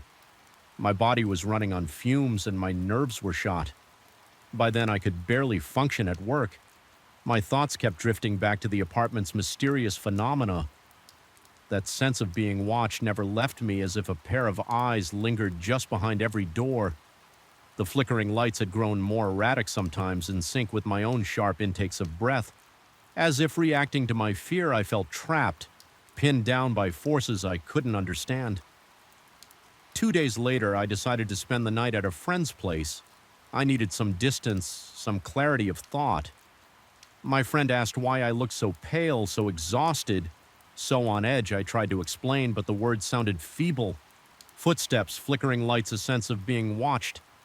He listened politely, but was skeptical, though he did mention that sometimes old buildings carry strange histories. He offered me his couch and told me I needed rest. I was grateful for the reprieve for the first time in weeks. I managed to sleep without jolting awake in terror, yet even in a different location, I couldn't shake the feeling that something was attached to me during the night. I dreamt of that corridor with its flickering bulb and peeling wallpaper. I dreamt of the door to my apartment opening on its own, revealing nothing but blackness inside. I woke in a cold sweat, my heart hammering when morning came. I felt no better. Reluctantly, I returned to the apartment the following afternoon. I told myself I had to face it or I would never live in peace. The hallway was oddly quiet as I walked in. The corridor bulb for once was steady. No flickering. The living room lamp too seemed normal. My tension peaked because the calm felt unnatural, like the hush before a thunderstorm. I spent the afternoon packing up a few essentials, deciding I would stay at my friend's place again for at least another night or two when evening fell. I turned on the lights for a brief moment. Everything remained still. My heartbeat gradually slowed and I exhaled a shaky breath. Then, as if on cue, the corridor bulb began to pulsate again. The living room lamp followed suit, dimming and flaring back up. I stepped into the hallway, trying to steady my trembling limbs. My throat felt raw and tight and my mouth turned bone dry. That was when I felt a rush of cold air sweep through the corridor. The overhead light flickered more intensely, casting the walls in a rapid succession of bright and dark. My pulse raced and a faint buzzing filled my ears like static on an old television. In that throbbing glow, I glimpsed something move at the far end of the hallway, a swirl of shadow that formed the vague outline of a person my lungs seized. I wanted to run, but my legs felt anchored to the floor. Despite my fear, I forced myself to take a single step closer. The figure appeared to shift, dissolving into the wall before emerging again further down near the living room door. My heart pounded so brutally I thought I might pass out. I felt a wave of nausea and an overwhelming urge to scream, but my voice caught in my throat as I inched closer. The flickering reached a frantic rhythm and my vision wavered like I was on the verge of blacking out. I could smell something damp and metallic in the air, a scent that made my skin crawl. Something in me snapped. A primal surge of adrenaline jolted my limbs into motion. I lunged for the front door, heart slamming in my chest. Breath coming in ragged gasps, I didn't dare look back, convinced I'd see that thing looming behind me if I did. My hand fumbled with the lock sweat, making it hard to grip the metal. The corridor bulb popped, plunging the hallway into darkness for a heartbeat before sputtering back on in a shower of sparks. Finally, the door swung open and I stumbled into the building's main hallway, nearly colliding with the opposite wall. I don't think I ever felt such overwhelming relief and lingering dread simultaneously. I stood there hunched over, hands on my knees, gasping for air. I could feel my entire body shaking from my shoulders down to my calves. If anyone had stepped out of their apartment at that moment, they would have found me drenched in sweat, eyes wide with terror, looking like I had stared into the depths of something unfathomable. Leaving was the only option that felt right. Over the next few days, I arranged to terminate my lease. The building manager gave me a hard time, but I didn't care. I never spent another night in that apartment. Instead, I moved into a modest place across town, more expensive, smaller, and far less convenient. But for the first time in weeks, I slept with the lights off, with no strange footsteps or flickering bulbs to torment me. Even now, late at night, the memory of that flickering corridor light can make my pulse quicken. There's a sense that I brushed up against something beyond my understanding, a presence or force that lingered in that apartment like a living stain. I often lie awake haunted not by the possibility that it followed me, but by the terrifying notion that it was never just the building's past or faulty wiring. Some places simply hold on to echoes of energies best left undisturbed, and I'd been unfortunate enough to stumble right into one of them. I avoided that block in the city center for a long time. The few times I passed by in daylight, I felt a cold tingle slide along my neck as I glanced toward the windows of that old apartment. Even from a distance, I half expected to see a flicker of light behind the glass, and each time my heart would stutter in my chest, reminding me of what I left behind, and of the darkness that no amount of modern electricity could ever fully chase away.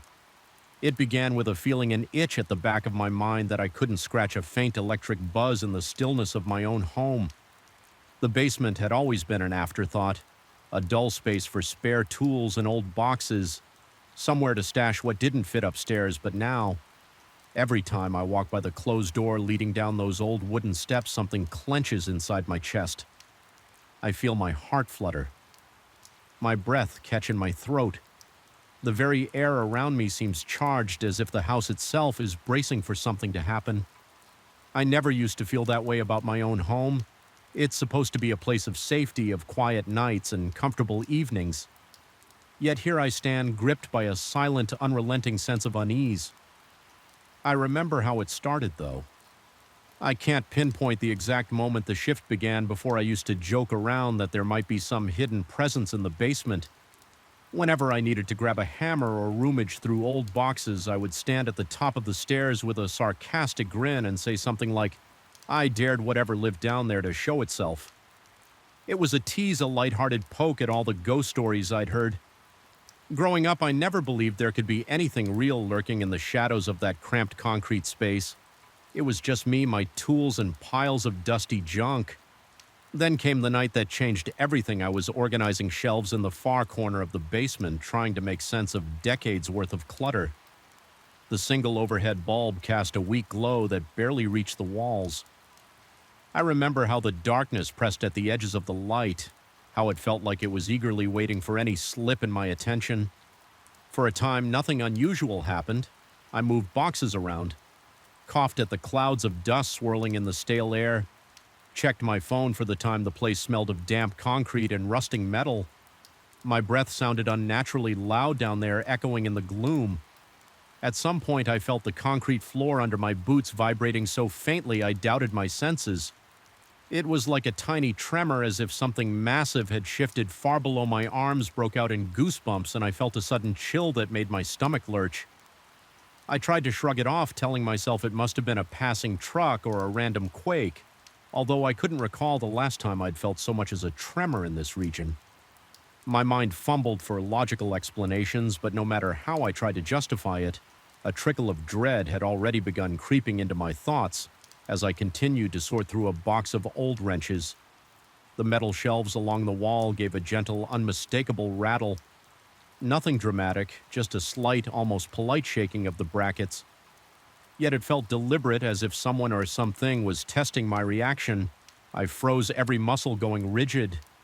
My pulse throbbed in my ears, and the dryness in my mouth made me gulp. My eyes darted around the basement from corner to corner, seeking any movement. In the dark, the overhead light flickered and my breath got shallow. Moments later, a small ring of metal keys, which I had hung on a hook, slipped to the floor with a sharp clang.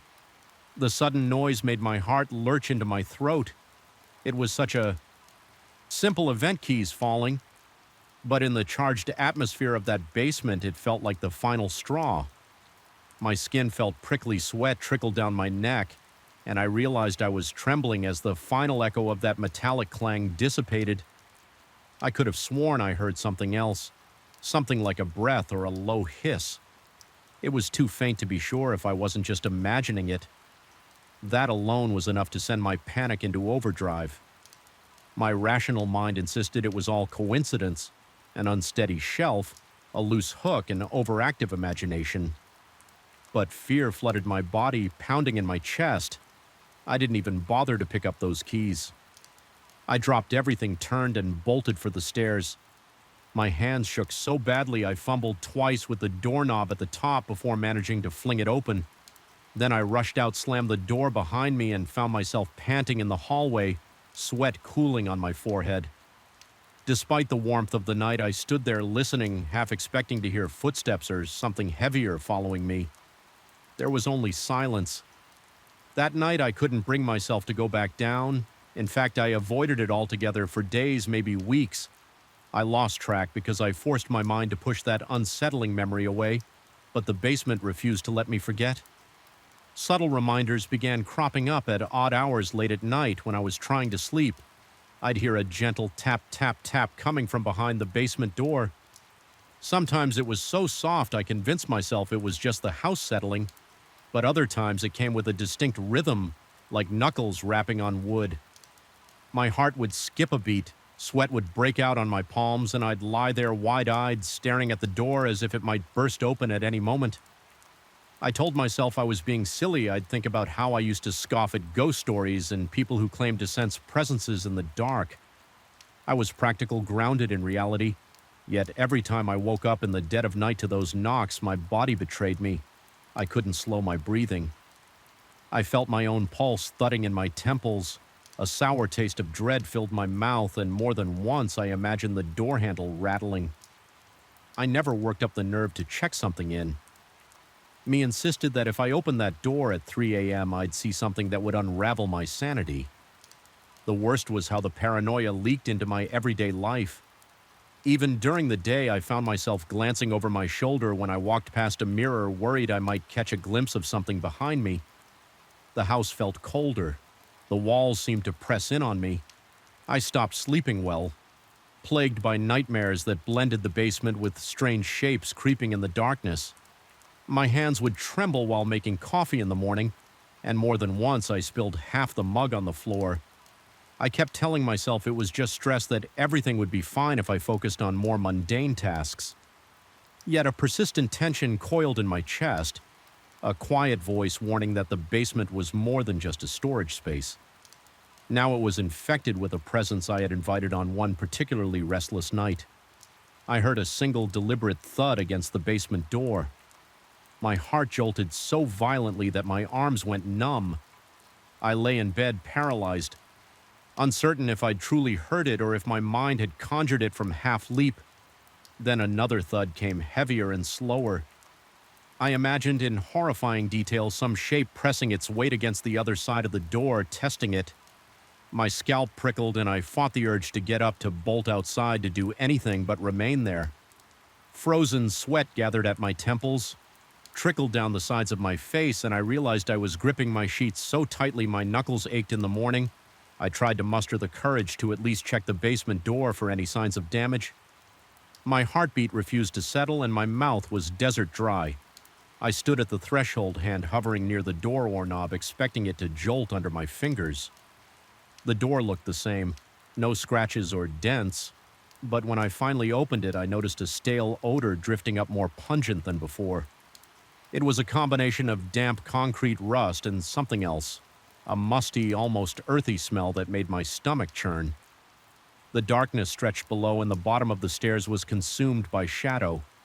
Even with the overhead light switched on, the gloom felt thicker, as if the basement swallowed most of the illumination before it reached the floor. I couldn't bring myself to go any farther than the first step. My entire body tensed with each breath and my knees felt weak. I closed the door again, promising myself that I'd only go down there once I felt braver, though I suspected that moment might never come. Still, life had to go on, at least on the surface. I tried to keep up with work and daily errands. I avoided mentioning the situation to anyone, though a colleague asked once if I was feeling okay.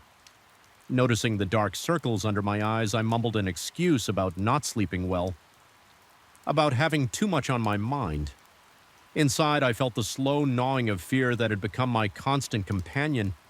Even mundane moments felt charged. I'd jump at the sound of a drawer closing too hard, or the hum of the refrigerator at night. My shadow on the walls took on menacing shapes in my peripheral vision. My mind began to distort ordinary sights and sounds, weaving them into a tapestry of dread. Eventually, curiosity or desperation got the better of me. I decided I couldn't let myself be ruled by an empty basement. One weekend afternoon, determined not to be a prisoner in my own house, I steeled myself to go down there. The sunlight streaming through the living room windows did bolster my courage slightly. I told myself that daylight would keep anything at bay, that it was probably all in my head anyway. I armed myself with a flashlight, even though the basement had an overhead bulb, and stepped onto the creaking wooden stairs. Each step felt like a betrayal of my own instincts. My throat tightened and the flashlight shook in my clammy grip. At first all seemed quiet. The glow from the bare light bulb overhead cast long, distorted shadows across the walls. My dusty shelves stood silent, the clutter on them appearing unremarkable, but my pulse hammered mercilessly in my chest, and the sweat beaded on my brow as I moved deeper into the basement. I caught a glimpse of movement at the edge of my vision. Something black and indistinct darted behind a shelf in the corner. I nearly dropped the flashlight, my breath hitching in my lungs, stepping closer. I tried to see if there was anything there, a rodent perhaps, or just my imagination. All I could make out was the rough concrete wall and some stacked boxes, but the air felt colder around me, pressing against my skin as if it had weight. I tried to calm myself by organizing a few tools, wiping down some surfaces. Yet every so often I heard faint rustling sounds. Sometimes they seemed to come from the far side of the room. Other times from directly behind me. My head whipped around more times than I care to admit, and each time I found nothing but empty corners. My breathing grew labored and my vision blurred at the edges. With the adrenaline coursing through my veins, I was on the verge of bolting back upstairs when a soft vibration rocked the shelves again. It wasn't violent, more like a pulse that resonated in the concrete floor. My stomach lurched and the flashlight beam swayed wildly with my trembling hand. A quiet scraping sound reached my ears. It came from near the foundation, low to the ground, as though something was clawing the concrete from the other side. I felt my insides twist into knots. My mind raced with all sorts of explanations, pipes expanding, wind through a crack in the wall, maybe an animal scratching. But the noise had a deliberate rhythm, a kind of slow, deliberate scrape. Pause. Scrape. My vision swam and I nearly lost my balance. For a moment I questioned my grip on reality. Was I losing my mind, or was there truly something in this basement? That creeping sense of doom became overwhelming. My limbs were shaking so hard that I couldn't keep my flashlight steady. I imagined something monstrous on the other side of that wall, dragging its nails along the concrete, waiting for an invitation or a moment of weakness to break through. It was pure insanity. Yet it felt more real than anything I'd ever experienced. Unable to endure another moment in that oppressive atmosphere, I stumbled toward the stairs, tripping on the last step and smacking my knee against the edge of a box. Pain flared, but it barely registered through my panic. I lunged for the door, slammed it shut behind me, and pressed my ear against the wood. My chest felt tight, and I sucked in air with audible gasps. I heard only my own pounding heartbeat, but I couldn't shake the certainty that if I lingered even a second longer, I'd feel something on the other side pressing back from that day. On the sound of knocks, thuds, and subtle vibrations grew more frequent, even if they were faint. My ears caught them like nails on a chalkboard.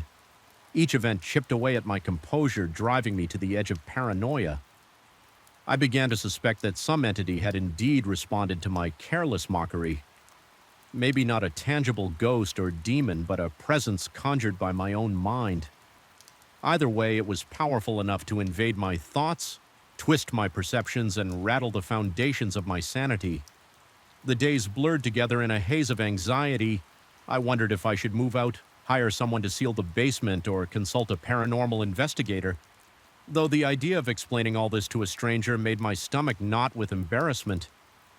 Meanwhile, the nights were the worst. I stayed in my bedroom, lights on, straining to hear even the smallest sound.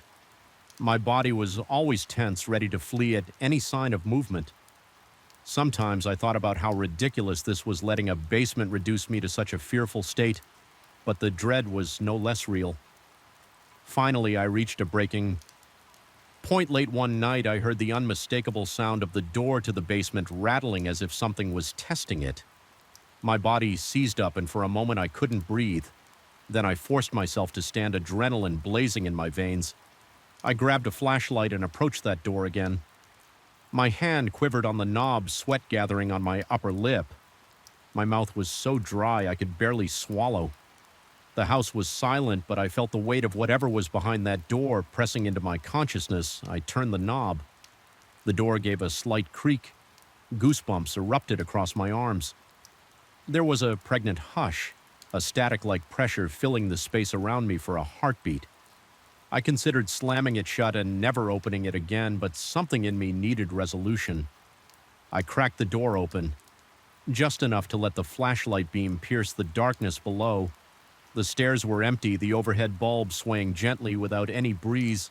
The sense of being watched nearly made me collapse, yet no shape, no face revealed itself. I realized I was muttering under my breath, half a prayer, half an apology. Forever provoking whatever dwelled in the basement, my pulse thundered in my ears and my hand shook so badly that the flashlight flickered up and down the stairs. I felt close to delirium, convinced that if I waited long enough, some horrifying figure would step into that narrow cone of light. But nothing did my resolve faltered, and I slammed the door shut again, fighting the urge to scream. My lungs burned with frantic breaths, and I wondered if the floor might give out from under me with how violently my body shook standing there. Hard on the brink of bursting, I realized that this presence, whether real or in my head, was not going to vanish.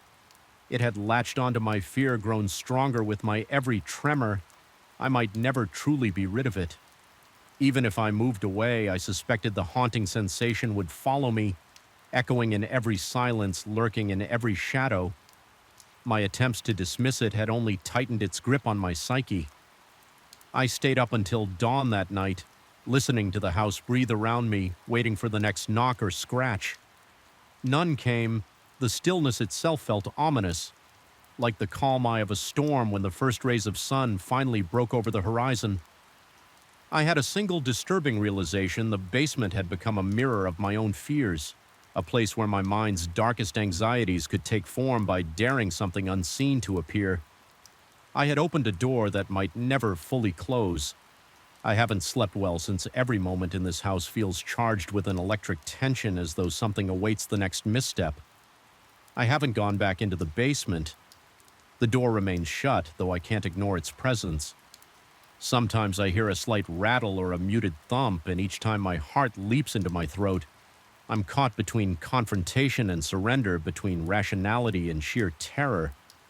The house is quiet now, but that quiet is not comforting. It's loaded with a promise that the worst is yet to show itself in the end. All I can do is endure. I don't know if I'll ever truly find peace here again whenever night falls. The dread creeps back cold and relentless. My heart pounds just from walking past that door. My body tenses with the memory of shaking shelves and falling keys. The tension feels endless, a silent occupant that shares these walls with me in every knock in the night. Every subtle vibration reminds me that once you invite something unseen to reveal itself, you can never really send it away. The horror remains waiting in the darkness below. Knew something was off. The moment I first stepped into that corridor, it was the single path from my bedroom to the kitchen, a narrow stretch of creaking floorboards and wavering shadows that twisted in my periphery. Even on that first night, I felt it a prickling at the back of my neck, like a chill seeping from the walls and tapping against my spine. I told myself it was just the age of the house, just the way old wood can moan and sigh in the night. But deep down, I suspected there was more to it. Something unseen hovered in the corners, waiting for me to pass. My colleague Brian insisted we take this rental because it was spacious and had character. He liked the vintage wallpaper, the arched doorways, the sprawling backyard. I was less enthused, but the rent was cheap and it was close to work. The landlord had no tragic stories to share, no rumored hauntings or ghastly legends. He called it a stately heritage home and left it at that. Brian moved into the larger bedroom down the hall while I took the smaller one right beside that corridor. I quickly learned that the hallway itself was the biggest drawback. Every time I walked through, my pulse throbbed in my ears. My stomach clenched as if expecting a confrontation with something just beyond sight. It started subtly, barely noticeable at first. One evening I swore I heard a sigh in the darkness. Another time I heard what sounded like gentle footsteps. They were never loud enough to be sure I could always explain them away as the house settling or perhaps Brian wandering around in the living room. But there was an underlying disquay, a sense that the corridor itself was hungry for attention. The hair on my arm stood on end whenever I had to pass through, and my skin felt clammy, as if the atmosphere there were colder and thicker than anywhere else in the house.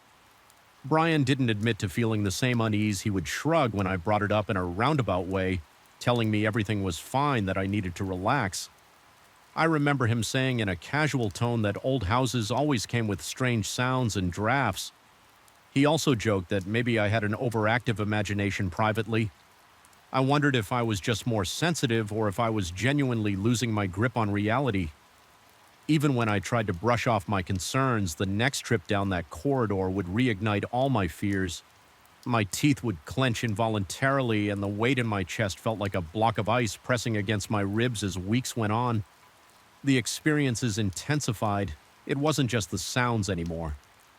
I started noticing shapes in my peripheral vision, something dark and still, just standing there at the edge of the light, always gone. When I turned my head, sometimes it looked like a figure about my height, a smudge of shadow that felt profoundly wrong. Other times I sensed a presence looming behind me.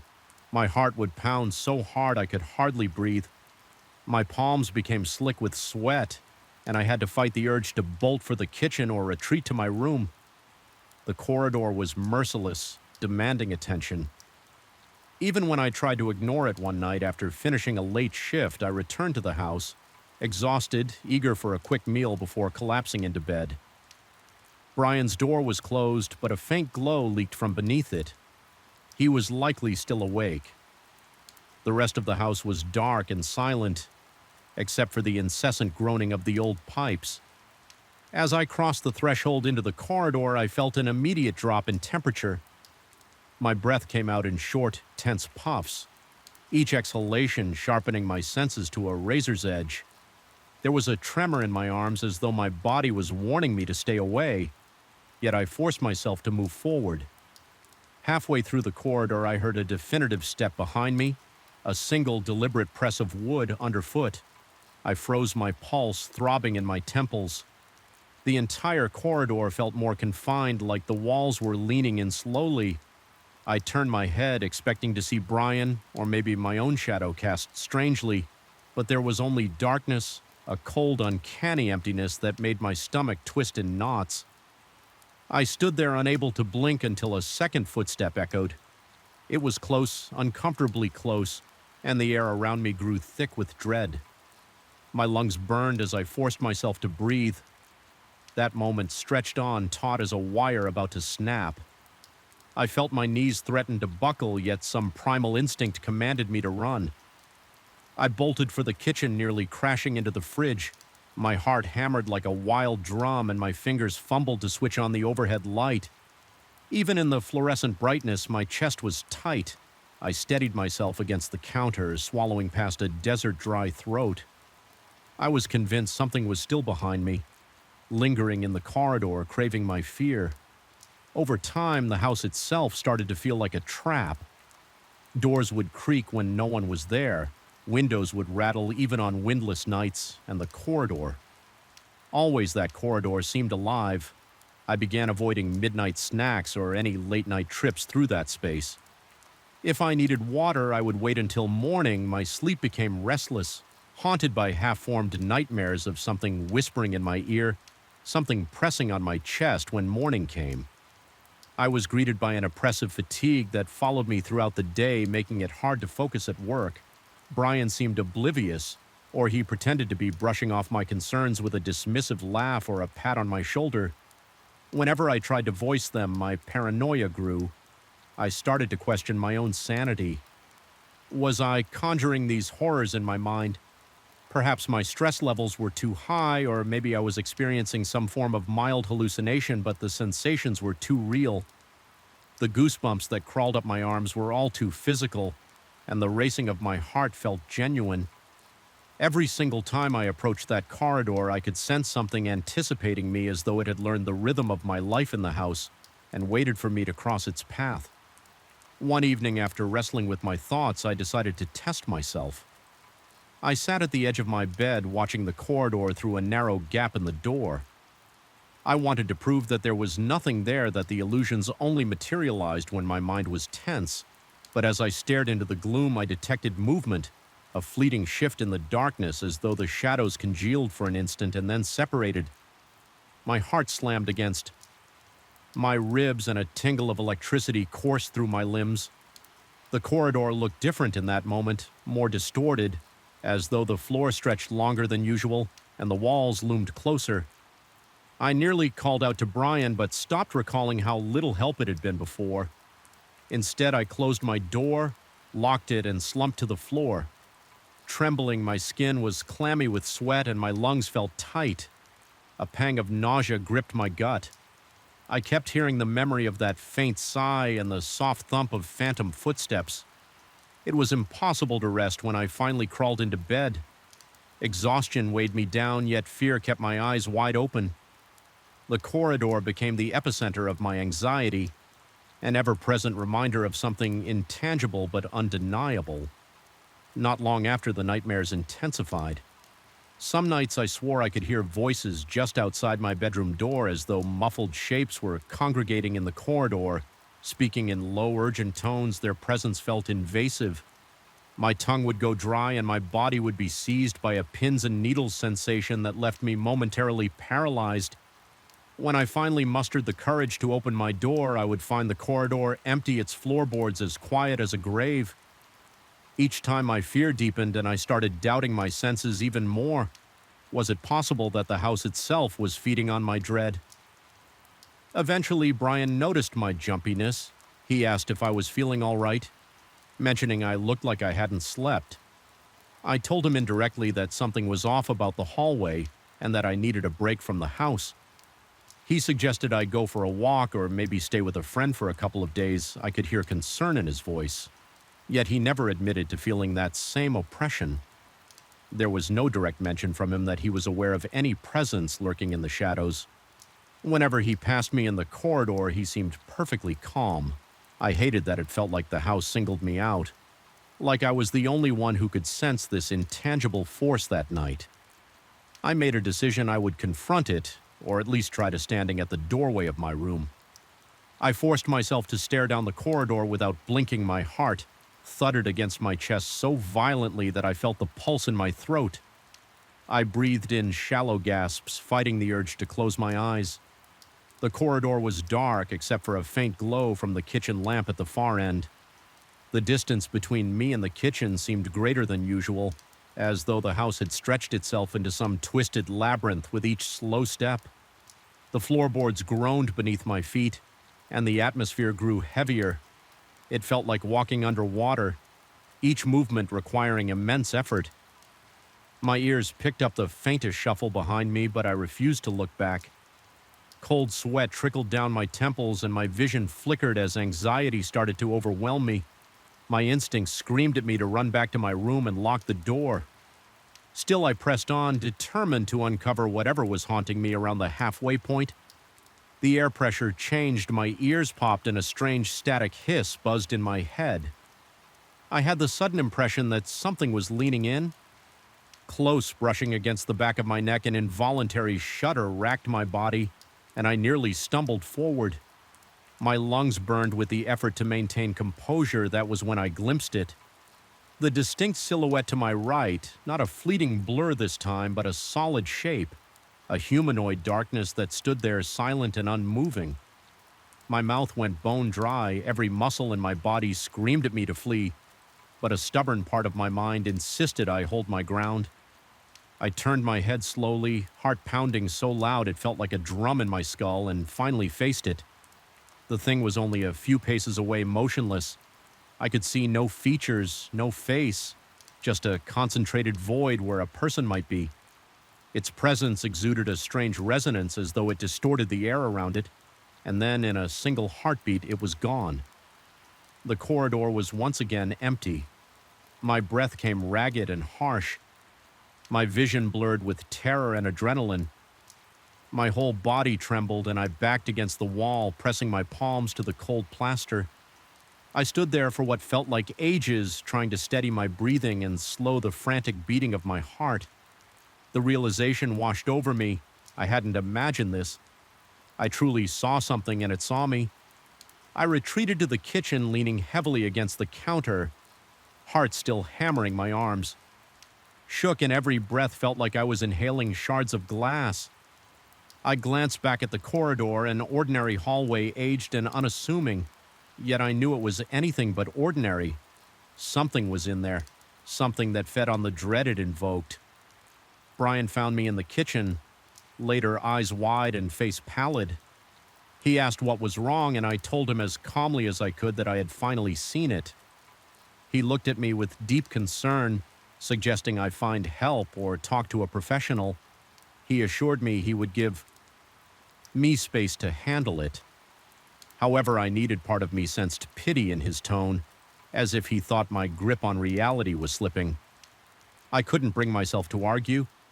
Maybe I was losing it, or maybe something else was truly dwelling in this house, visible only to those vulnerable enough to notice. That evening I made another decision. I had to leave. Whether I was imagining everything or not, I couldn't remain in that suffocating environment.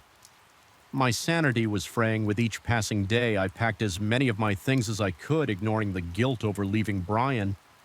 My hands were unsteady and cold sweat dotted my brow. My breathing was shallow and my nerves felt like live wires under my skin. I kept hearing that same sigh echo in my head over and over, like a reminder that something lurked just out of sight on my final pass through the corridor, carrying 2 bags and an overnight case. I steeled myself. The floor creaked under every step, and I was painfully aware of the suffocating darkness brushing against my peripheral vision. My heart raced so violently that I tasted copper in my mouth. As I reached the far end, a sudden and overwhelming weight enveloped me, a pressure that made my knees buckle.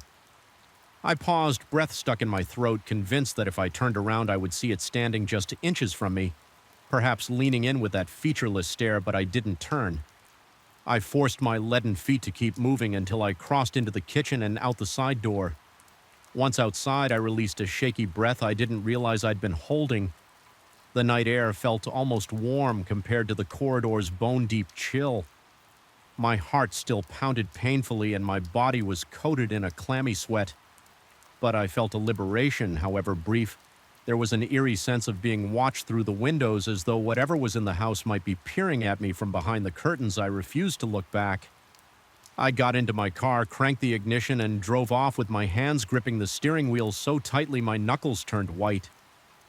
I wish I could say that I found a neat conclusion or a rational explanation, but the truth is I still feel haunted by that corridor. Even now my mind wanders to it in the dead of night, replaying the footsteps, the sigh, the silhouette. My dreams bleed with images of walls closing in, of a darkness that stands just behind my shoulder.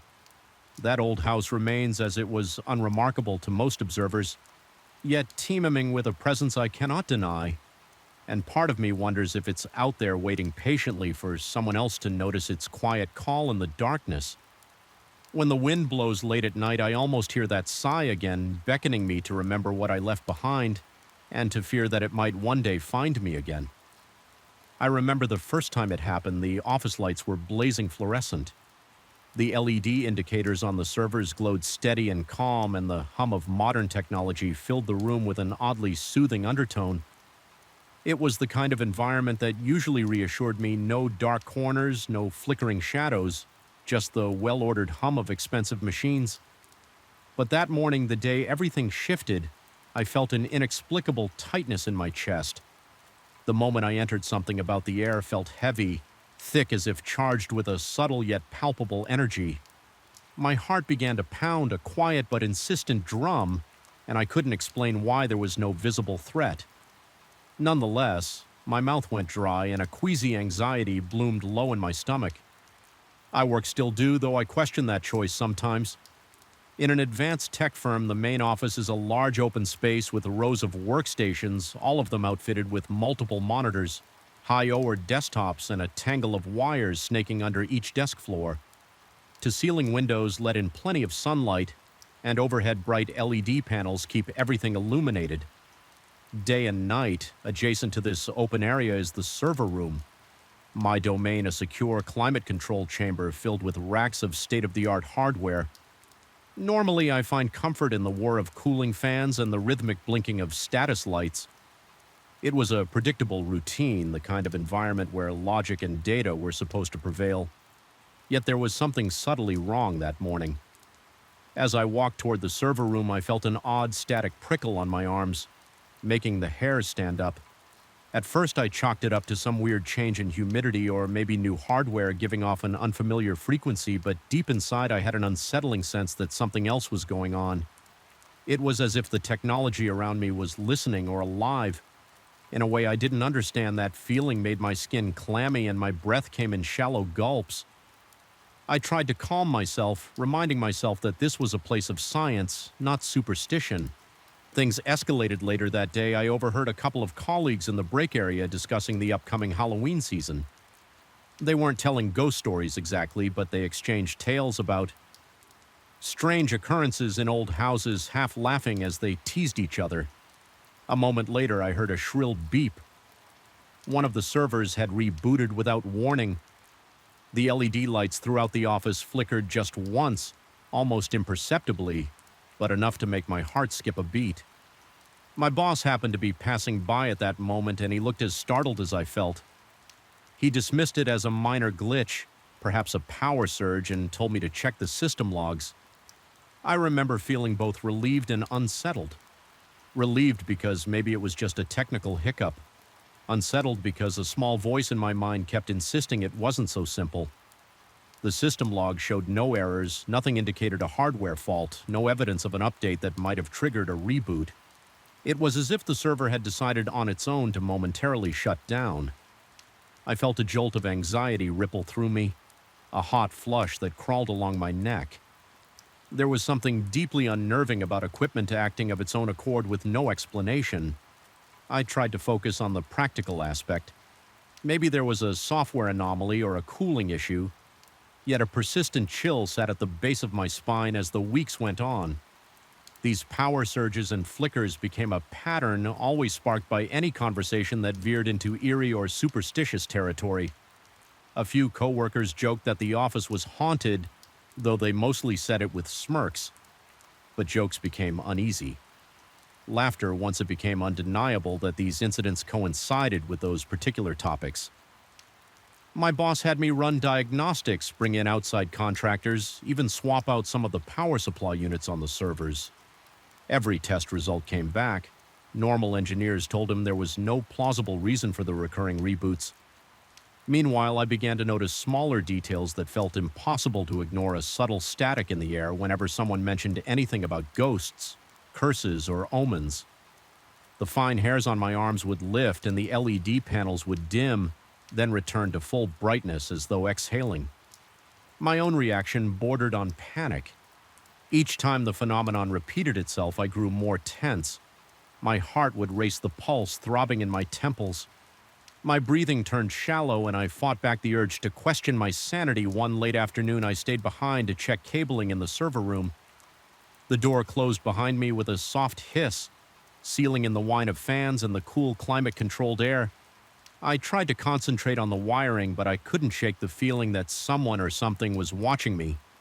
Every so often, I would jerk my head up, certain I had seen a shape flit across the corner of my vision. Each time there was nothing there, just rows of silent servers and their tiny LED indicators. I confided in a colleague, let's call him Derek, about my unease. He told me with a sympathetic half-smile that he too felt a strange electric tension in the office. Whenever people talked about inexplicable things, he confessed he had begun avoiding any mention of legends, horror movies, or even superstitious jokes because it almost guaranteed a flicker in the lights. I felt both validated and more afraid. This wasn't in my head alone. My palms dampened with sweat. When I realized the phenomenon was consistent enough that multiple people were noticing, still most of the office dismissed it as a bizarre coincidence, or at least tried to. My boss insisted on a rational explanation, though he never specified what that might be. He simply believed a physical cause existed and would eventually be found. The tension between wanting to trust him and wanting to flee from whatever unseen force was building in that space ate away at me. My anxiety soared at night. I would catch myself reliving the day's events, heart pounding in the dark of my bedroom, mind spinning with possibilities. The day I started losing sleep was also the day I started losing trust in my surroundings. One evening, after everyone else had gone home, I stayed behind to review the logs again. I couldn't let it go.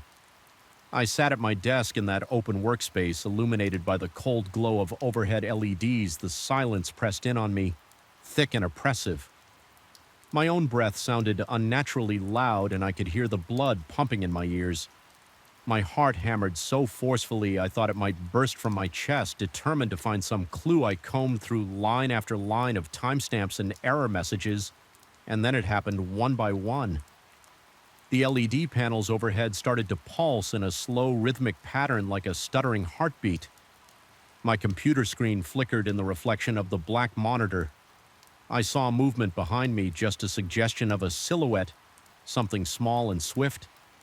I whirled around, but the space was empty.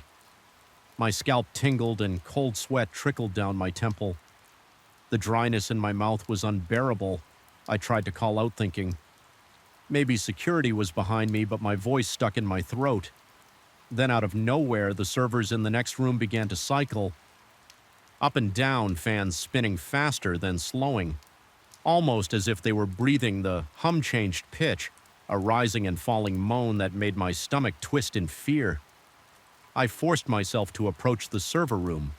Each step felt like walking through molasses. My lungs tightened, and I fought the urge to run in the opposite direction as I opened the door. The lights above flickered more intensely. A wave of dizziness hit me as the flickering synchronized with my pounding heartbeat. For a few seconds, I lost track of time. I couldn't tell if I'd been standing there for moments or hours. The entire room seemed to pulsate. I felt certain I was on the verge of some horrifying revelation, like the veil of normality was about to be ripped away, but then just as abruptly, everything stabilized. The lights returned to their steady glow. The server fans worried back to their regular drone. My chest heaved with panicked breaths, and I realized I was soaked in sweat. The next day, I told my boss the basics of what I'd seen. He looked concerned, but still insisted there had to be a rational explanation. Maybe I was under stress or experienced a momentary hallucination brought on by working late. My mind reeled. I had always been logical. I had never believed in poltergeists or psychic fields or anything that couldn't be explained by science. Now I was caught between wanting to believe him and the terrifying sense that something intangible had taken root in our office over the following weeks. My mental state deteriorated. I began to doubt my own senses. I would be typing an email and my peripheral vision would catch fleeting shapes near the servers. My neck would prickle as if someone stood right behind me. I started to notice a faint buzzing in my headphones, like whispers layered beneath the standard office noises. During a routine check, I tried to monitor the electromagnetic levels in the server room, wondering if some abnormal interference was at play. The readings jumped sporadically whenever I so much as thought about the flickers. I couldn't even mention them out loud without the needle spiking. This link between thought and phenomenon was terrifying. Like whatever was causing the disturbances could read my fear. My breathing turned ragged just at the idea. Paranoia set in. Each morning I dreaded entering the building. My chest would tighten the moment I crossed the threshold, and the smell of burnt electronics would haunt me even if no one else noticed it. Simple tasks became burdensome because I was always on edge, anticipating another flicker, another glitch. I avoided talking about anything even remotely superstitious, but it didn't matter. The tension in the air had matured into a constant oppressive weight. Coworkers began to notice that I looked pale and jumpy. Some quietly asked if I was all right, but I could see the uncertainty in their eyes, as though they suspected I might be unraveling. Sometimes I felt surges of anger or desperation, and the lights would respond with a brief blink as if the entire system was acknowledging my distress at those moments. I could hardly breathe. It became impossible to separate my fear from the swirling undercurrent of energy that seemed to saturate every device in the office. My heart often felt like it was clawing its way out of my chest, and I would taste bile at the back of my throat one late night with almost everyone gone. I decided I needed to confront whatever was happening. I sat down in the darkened office, the only illumination coming from the distant glow of streetlights and the soft LEDs on idle computers taking slow, measured breaths. I forced myself to speak out loud, not caring if anyone else heard. I asked whatever was in that space to show me a sign to make me understand. My voice trembled and my lips felt numb, but I pushed the words out. The silence that followed seemed to expand a hollow vacuum of anticipation. Then gradually I felt the atmosphere shift. It was as if the entire building inhaled. The overhead lights began to pulse again, but more faintly, this time like a gentle heartbeat. The servers in the adjacent room came alive with a low resonance that vibrated through my bones. I realized with a jolt of panic that the phenomenon was responding to me. My lungs felt too small and cold. Sweat trickled down my back, despite the overwhelming terror. There was also a strange sense of connection, as though I was bridging a gap between the tangible and the intangible. It felt like I was being urged to accept something horrifyingly beyond normal comprehension. Then it ended, just ended. The lights returned to normal and the servers quieted to their usual operational hum. My entire body shook and I almost collapsed. There was no definitive answer, no clear message, just this impression that the entity or force or whatever it was had acknowledged me. I stood there trembling, uncertain whether this was more horrifying or more reassuring. The next day I told my boss that I had a solution. I would do my best to ignore the phenomenon and ensure no one in the office discussed anything related to horror superstition or paranormal events. He seemed taken aback but didn't argue. There was an unspoken pact among some of us to avoid all mention of those subjects for a time. The flickers subsided, the reboots became less frequent, but the tension never really disappeared. It was like living with a coiled snake under the floorboards. Maybe it wouldn't strike if we tiptoed around it, but we all sensed it was still there. My sanity remained fragile on the surface. I appeared functional, doing my tasks and assisting colleagues internally. I was a trembling mess of nerves and paranoia, always expecting the next surge of energy. The slight crackle of static from a monitor or an unexpected beep from a server could send my heart into a frenzy. My nights were plagued by insomnia, replaying every glitch in my mind, questioning if I was the cause or the victim. My body constantly ached from the tension. My mouth stayed perpetually parched, as if I could never quench a deeper thirst, some primal need for security that was no longer attainable over time. I realized I couldn't stay in this suspended state of vigilance forever. Something had to give. I began planning to take a leave of absence, hoping that distance might loosen the invisible grip that office held on me. I wasn't sure if physically leaving would help, but I felt I had to try before finalizing that plan. I decided to check the logs, one last time to see if there was any definitive proof of an external force. When I did, I noticed a pattern I had missed before. Each event was time-stamped exactly after someone mentioned fear or superstition. The correlation was absolute down to the second. It wasn't just random, it was synchronizing with our words. That knowledge made me feel both validated and deeply afraid. On my last evening in the building before my planned leave, I walked through the office alone, pausing to listen to the faint hum of electronics and the subdued hum of the air conditioner. The overhead lights glowed softly. My chest felt tight, but this time I also felt a ripple of determination under my fear. I approached the server room, placing a hand on the door. The metal was cold to the touch, but a weird warmth pulsed beneath my palm like a hidden current. I whispered an internal farewell, acknowledging whatever presence lurked there. My heart pounded, but I felt a sliver of resolve. Sometimes acceptance is the only way to lessen the terror of the unknown that was 2 weeks ago, and I'm still trying to process what happened. I haven't returned to the office yet. My boss messaged me indirectly through a text so I wouldn't have to hear his voice tremble. That things have been stable, no more flickers. He said the place feels oddly subdued, as if an electrical weight lifted. Part of me wonders if my own presence was fueling it, feeding that intangible force with my mounting anxiety. Part of me worries that eventually I'll have to go back and everything will start again. The thought of stepping inside that building makes my stomach lurch. I keep replaying the final moments that charged silence before I left, when it felt like the entire space was holding its breath. I can't shake the idea that it was letting me go rather than me escaping it. Sometimes late at night, I swear I sense static in the air at home, or see a light flicker momentarily in my peripheral vision. It makes my heartbeat thunder in my ears. Every nerve in my body braces for the possibility that I brought something home with me.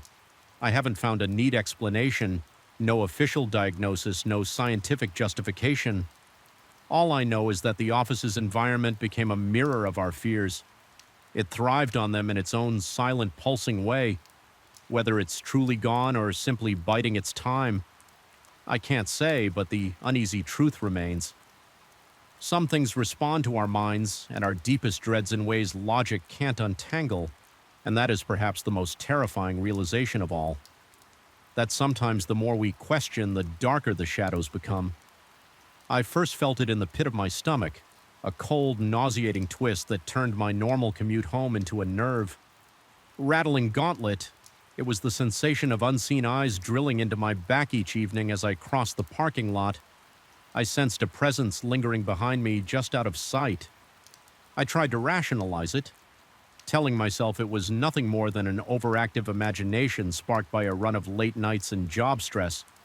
But deep down, I knew better. The feeling was too strong, too persistent, and it was about to become much worse than I ever expected. My name is Alan, and a few months ago I started noticing that one of my coworkers, Melissa, had developed an unusual interest in me. At first, I brushed it off as a friendly attempt to get to know someone on the same project. She would approach me during lunch breaks, ask questions about my hobbies, and even laugh a little too enthusiastically at my half-hearted jokes. It felt harmless, if a bit. Cloying, I was used to office camaraderie, and her attention seemed fairly normal, but soon odd details piled up. Repeated attempts to sit beside me in every meeting. Frequent run-ins at my locker, and a habit of lingering outside the conference room. Whenever I worked late, I started to get that subtle, prickling sense of being watched, even when my eyes were focused on the computer screen. During those early weeks, I reassured myself that coincidences happened in offices all the time. People often drifted to those they found interesting or had some shared interest with, but there was a darker current in the air that I couldn't define. My palms would grow clammy when she was around. My breath would quicken at her approaching footsteps. Each time I opened my email, I half expected to see her name in my inbox, and of course I did. Constantly, she would send me messages about the smallest things, a stray comment in a meeting, a shared reference to a movie I had casually mentioned, or even random greeting cards wishing me a pleasant afternoon as if we were close friends. The messages themselves were not threatening, but their volume and tone were off. They arrived so frequently that I would get 2 or 3 in a single workday, typically signed off with an overfamiliar "take care of yourself," or "I'm always here." If you need to talk over time, I noticed that she started asking personal questions, but not in a friendly way. She wanted to know where I liked to hang out after work, which restaurants I frequented, and whether I lived alone. It began to feel intrusive, but I had no evidence of actual wrongdoing. Everyone else in the office regarded Melissa as an overly helpful team member, someone who was always volunteering to pick up extra tasks. Nobody seemed to notice anything amiss, and so I rationalized that I was overreacting. I tried to keep my distance without being impolite. That approach failed spectacularly. One evening I was at a small bookstore near my apartment, a place I visited often to unwind. I'd never told her about it. I like to think of it as my secret refuge from the daily grind. I was flipping through a novel in the dimly lit aisles, lulled by the mellow smell of old paper. When I caught a flicker of movement in my peripheral vision, I glanced up and saw her at the end of the aisle, staring straight at me. My heart hammered and my mouth went instantly dry. She offered a strange smile that didn't reach her eyes, then came closer, holding a book she claimed was on her reading list. She said something about having stumbled upon the bookstore by chance, though her tone suggested she wasn't being entirely honest. I felt my pulse throbbing at my temples and a thin sheen of sweat broke out on my forehead. Instinct urged me to get away, so I mumbled an excuse about needing to run errands. As I headed out the door, my hands trembled so violently that I struggled to fit my key into the car's ignition. From that point on, it was as though she had discovered the blueprint of my life. She began popping up at my favorite cafe, arriving just as I was about to leave. Sometimes I spotted her car in the grocery store parking lot, parked 2 rows behind mine. More than once I looked out my apartment window at night and thought I saw her silhouette on the sidewalk, illuminated by the sickly yellow glow of a street lamp. Each time my heart pounded against my ribs and a chill raced down my spine. I tried telling myself I was just paranoid, that I was misunderstanding her intentions, but then it escalated in a way I couldn't ignore. One afternoon I found a small note tucked beneath my windshield wiper. The words were written in neat cursive, instructing me to look behind you next time. My entire body tensed as if an icy hand had clamped onto my neck. Though the message was short, it radiated a creepy possessiveness, like she was daring me to acknowledge her constant surveillance. Soon more of these notes began appearing, always brief but undeniably unnerving. I saw you leave late last night. You never answer my emails quickly. I know you're reading this. Each discovery brought a fresh spike of dread, and my stomach knotted at the thought of how she always seemed one step ahead, perfectly aware of my daily routines around that time. I also realized she had photos of me that I had never sent her. A coworker commented that Melissa showed them pictures of me at some office event, but I had no recollection of giving her those images, and the coworkers swore they were taken outside the office. I checked my phone, thinking maybe I'd posted something on social media, but these were candid shots, grainy images of me at my apartment building, inside the bookstore, and even sitting alone in my car. The angles were bizarre, as though captured from behind half-closed doors or across dimly lit streets. My breathing shallowed and my palms grew clammy at the realization that she was cataloging my private moments. I tried to confront her indirectly by hinting to a mutual colleague that I was uncomfortable. The colleague assured me that Melissa was just being friendly and maybe needed some reassurance or kindness. But kindness was the last thing on my mind every time I felt her presence. A surge of fear flared in my chest, leaving me shakier than before. My concentration at work began to deteriorate when I typed emails. My fingers sometimes shook, causing me to hit the wrong keys. My nights became restless, filled with half-waking nightmares of hearing footsteps outside my door. One night I was sure I heard soft knocking on my apartment walls. It was past midnight, and the quiet hum of my refrigerator was the only background noise. Then came a faint rhythmic tap. My heart seized in my chest, and I swallowed the rising panic. I forced myself to check my windows, and door adrenaline pounding in my ears. I didn't see her, but I couldn't shake the feeling that she was somewhere close. Watching my breath came in fast bursts, and my skin felt clammy. I remember standing in the center of my living room with the lights turned off, feeling as if my own home had turned into a hostile territory in the darkness. Every shape seemed menacing. I imagined her lurking in the shadows, waiting to step forward and claim me for her dark obsession. Strange things began to happen at the office, too. Several times I would come back to my desk after a meeting and find my chair repositioned or my computer screen left on some random file I hadn't opened. My coworkers barely noticed my unease, shrugging it off when I mentioned it, but each instance cranked my anxiety a notch higher. I started to doubt my own senses had I left the chair in a slightly different position. Maybe I opened that file by accident. This creeping self-doubt made me question every thought that crossed my mind. Soon I couldn't tell if the illusions were real or just fabrications of my own paranoia. Lights in my apartment flickered. At odd times, doors seemed to kick open on their own. I caught glimpses of movement in mirrors, like a figure slipping out of view. Just as I turned my head, my heart would race so violently that I felt dizzy, and I'd grip the edge of a table to steady myself, the wood pressing into my sweaty palms. The more I tried to ignore these sensations, the more pronounced they became. It was as if a parasite had crawled into my mind, warping every shadow into a potential threat. One weekend I tried to escape. I drove to a nature trail a few towns away, believing I could calm my nerves in the fresh air and distance myself from whatever was happening. For the first few minutes it worked. The gentle rustle of leaves, the sunlight filtering through the branches. Everything seemed tranquil.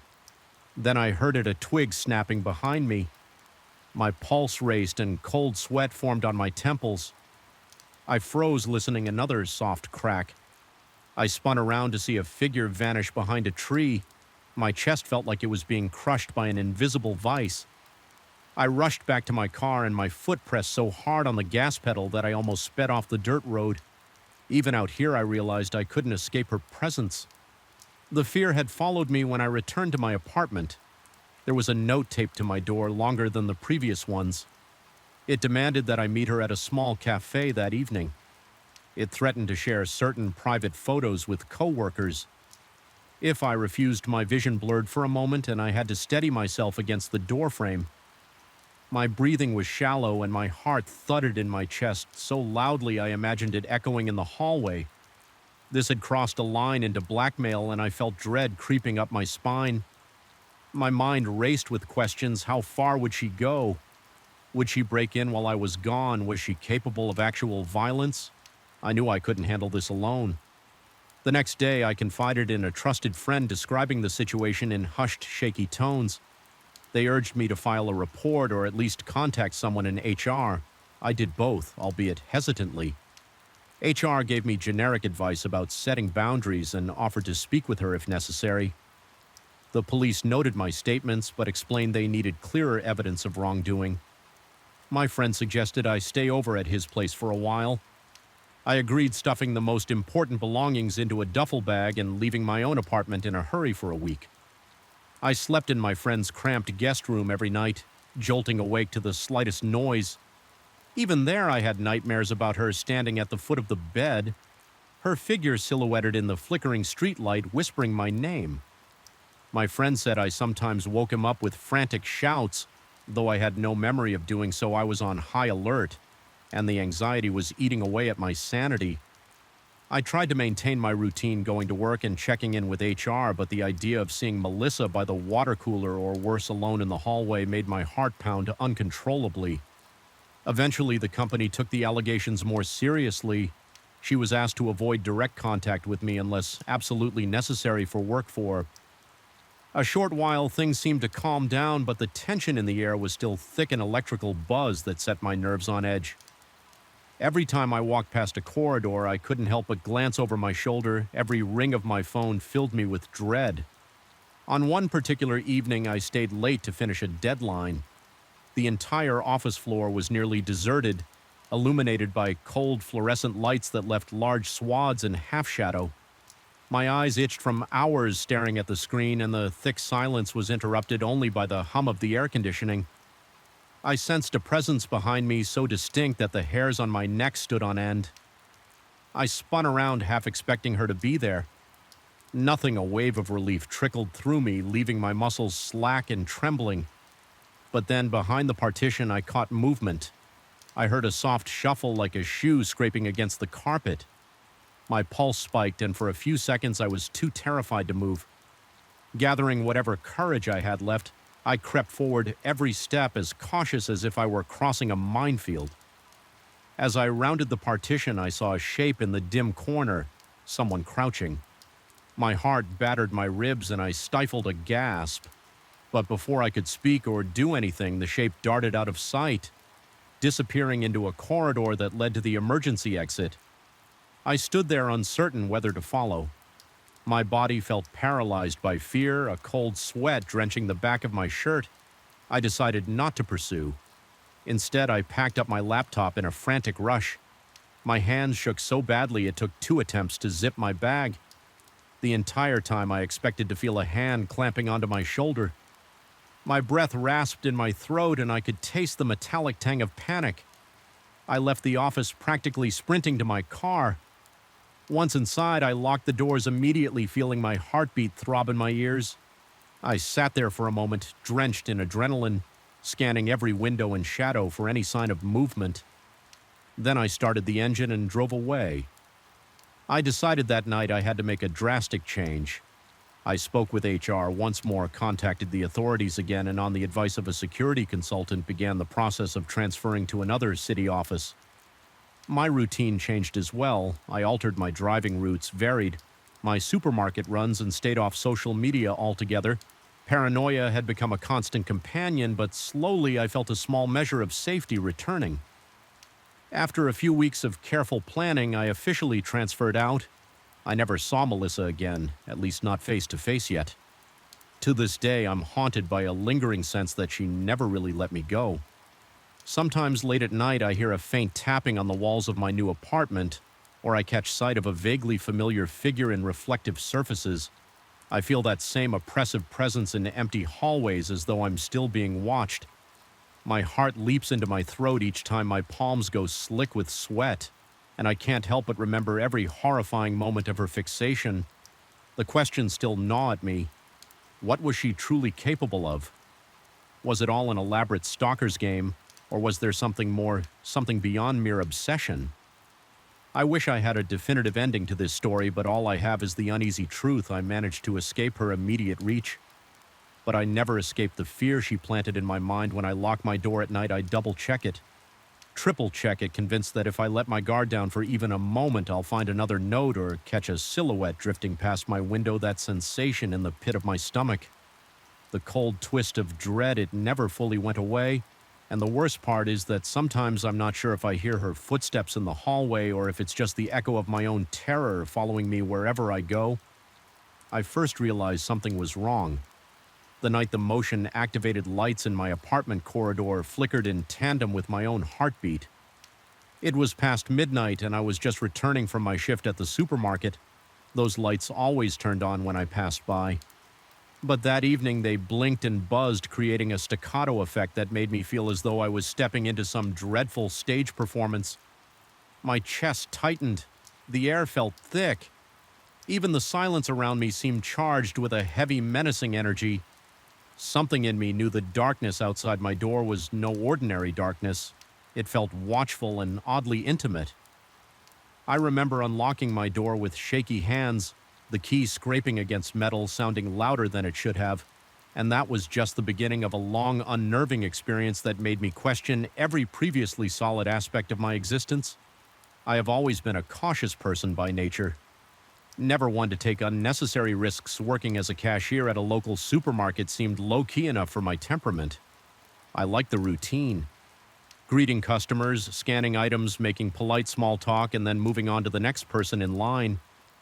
Occasionally, I would get the usual rowdy customer who demanded a discount or complained about prices, but there was a certain comfort in the simplicity of my job. At least, that's what I used to think the first time I noticed the man was on a Monday afternoon. I was busy sorting out my register as the supermarket had just opened. He was standing at the end of my lane, not picking out any items, just waiting. There were other cashiers already open, but he didn't seem interested in them. He appeared to be in his late 40s with pale skin and a thin frame.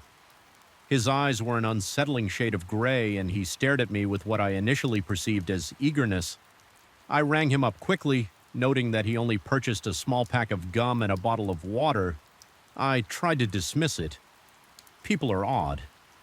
Sometimes I thought maybe he just liked my line for some innocent reason, but he came back the next day, and the day after that, he was always there, the moment I opened my lane, regardless of what time I started. If I had to take a bathroom break or help out in another section, I would see him shuffling around the store, glancing at the magazines or frozen foods, waiting for me to return. At first, his behavior was more off-putting than frightening. I tried to convince myself that he was just a friendly guy with a weird way of showing it. Yet every time he approached the checkout, my pulse quickened. I couldn't place why something about his demeanor went beyond simple friendliness. Perhaps it was the way his eyes locked onto mine, never wavering or blinking enough, or the way he made a point of leaning in too close, whispering casual remarks under his breath. While I scanned his items, he started asking questions about my day that in itself wasn't alarming. Customers do that, but his inquiries quickly became more personal. He wanted to know where I lived, if I lived alone, if I had a partner, what kind of car I drove, and which route I took to get home. My responses were curt and guarded. I attempted to deflect by asking if he found everything he needed, or if he wanted to use a store membership card.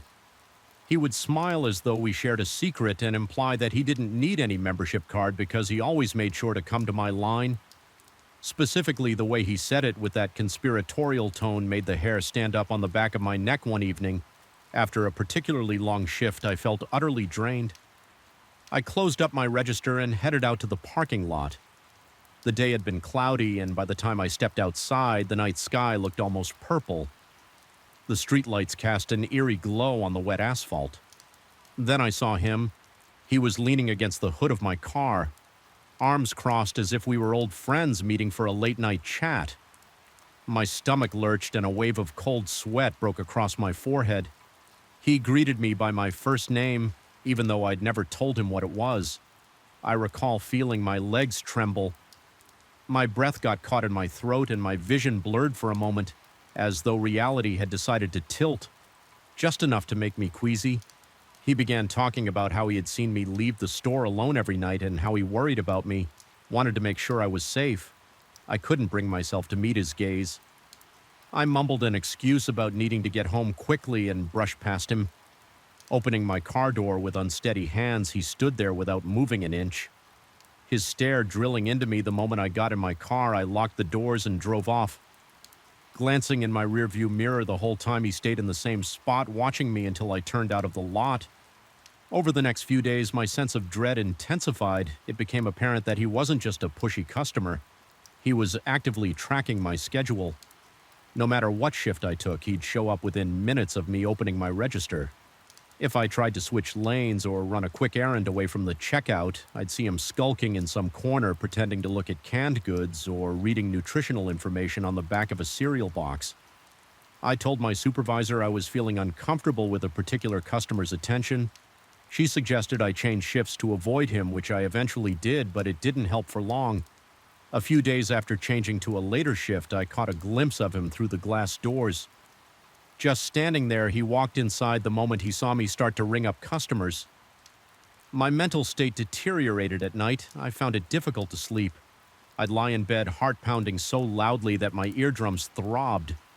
Every slight noise in the hallway, footsteps, doors clicking shut, water running through the pipes made me bolt upright. I checked the locks multiple times, sometimes pacing around my apartment for an hour or more. Too uneasy to rest, my reflection in the bathroom mirror became gaunt, eyes ringed with purple shadows, a testament to my mounting paranoia. I began to sense a presence in my apartment, small signs that someone or something else was there, a door slightly ajar that I knew I'd closed, a misplaced mug, a light turned on when I was sure I had shut it off at first. I blamed exhaustion and stress, but the coincidences piled up to a point where I no longer felt they could be mere accidents. One night, as I was drifting into a restless sleep, I heard a sound in the living room like someone running a fingernail across the wall. My entire body locked with fear, my throat tightening as though an invisible rope was choking me. I told myself it was the building's pipes or the old wooden floors settling, but the sound repeated almost methodical, reminding me of someone lightly tapping or scratching. Just enough to be heard, I leaped out of bed, grabbed the flashlight from my nightstand, and forced myself to look around. Nothing was there, but that didn't comfort me. In fact, it made things worse. The emptiness of the room felt loaded with threat, as if something intangible hovered in the corners. Watching and waiting in the daylight, I tried to rationalize my fear. I told myself that the man was just a stalker, a run-of-the-mill creeper who had latched onto me for some inexplicable reason. Yet as time went on, his presence seemed to grow beyond mere physical stalking. There were moments in the supermarket where I felt his gaze on me before I even spotted him. The edges of my vision would blur and my chest would constrict when I whipped my head around. I'd see him in an aisle leaning to the side to peer at me or standing behind a display shelf, always too far to speak, yet too close to ignore. Sometimes I caught faint reflections of him in shiny surfaces, windows, mirrors, even the metal backing on the inside of the candy racks at the store. It became a twisted game of hide and seek, and I never felt I was the one seeking. Instead, I was perpetually aware of being the sought. My boss told me to remain vigilant and not to engage. I considered going to the police, but I couldn't pinpoint anything overtly illegal. He hadn't threatened me verbally, he just existed in my space constantly. That in itself was terrifying enough to feel like a threat, but I worried the authorities would brush me off as paranoid. One particularly rainy evening, I stayed late to restock shelves. The thunder outside echoed through the store, and the fluorescent lights overhead flickered now and then, which only amplified my anxiety. I was alone in the aisles trying to speed through the last bit of work. When I heard the soft hum of footsteps behind me, my body responded with a jolt, racing heart-clammy palms, a sharp intake of breath. I turned around slowly. It was him standing at the other end of the aisle, half shrouded in the shadow cast by a defective light. He didn't speak. He just stood there. My mind churned with questions about how he got in after closing, but I was too terrified to voice them. At that moment, something cold and electric passed through me. It was like a static charge multiplied tenfold. The overhead lights flickered more intensely, and for a split second I thought I saw his face, distort jaw stretching wider than any human jaw should eyes sunk deep into sockets that looked hollow and endless. My stomach dropped as if I had fallen from a great height.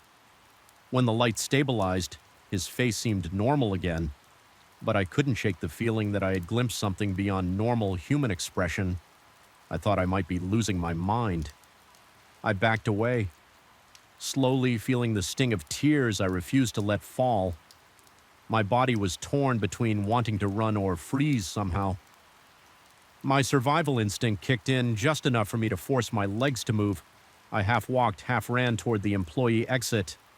The entire store felt uncanny and warped, as if the aisles were stretching. A dull ringing sound filled my ears, and the rhythmic pounding of my heart seemed to sync with the flickering lights. When I reached the exit, I fumbled with my keys and nearly dropped them twice before I managed to unlock the door. I didn't glance back. I didn't want to see him see it again. After that night, I told my supervisor that I couldn't continue working. The same shift, I demanded a change to the early morning slot, even if it meant drastically cutting my hours. Any time of day that might keep him away seemed like the only lifeline I had. Left my boss agreed, though she gave me a concerned look. I sensed she thought I was on the verge of a breakdown.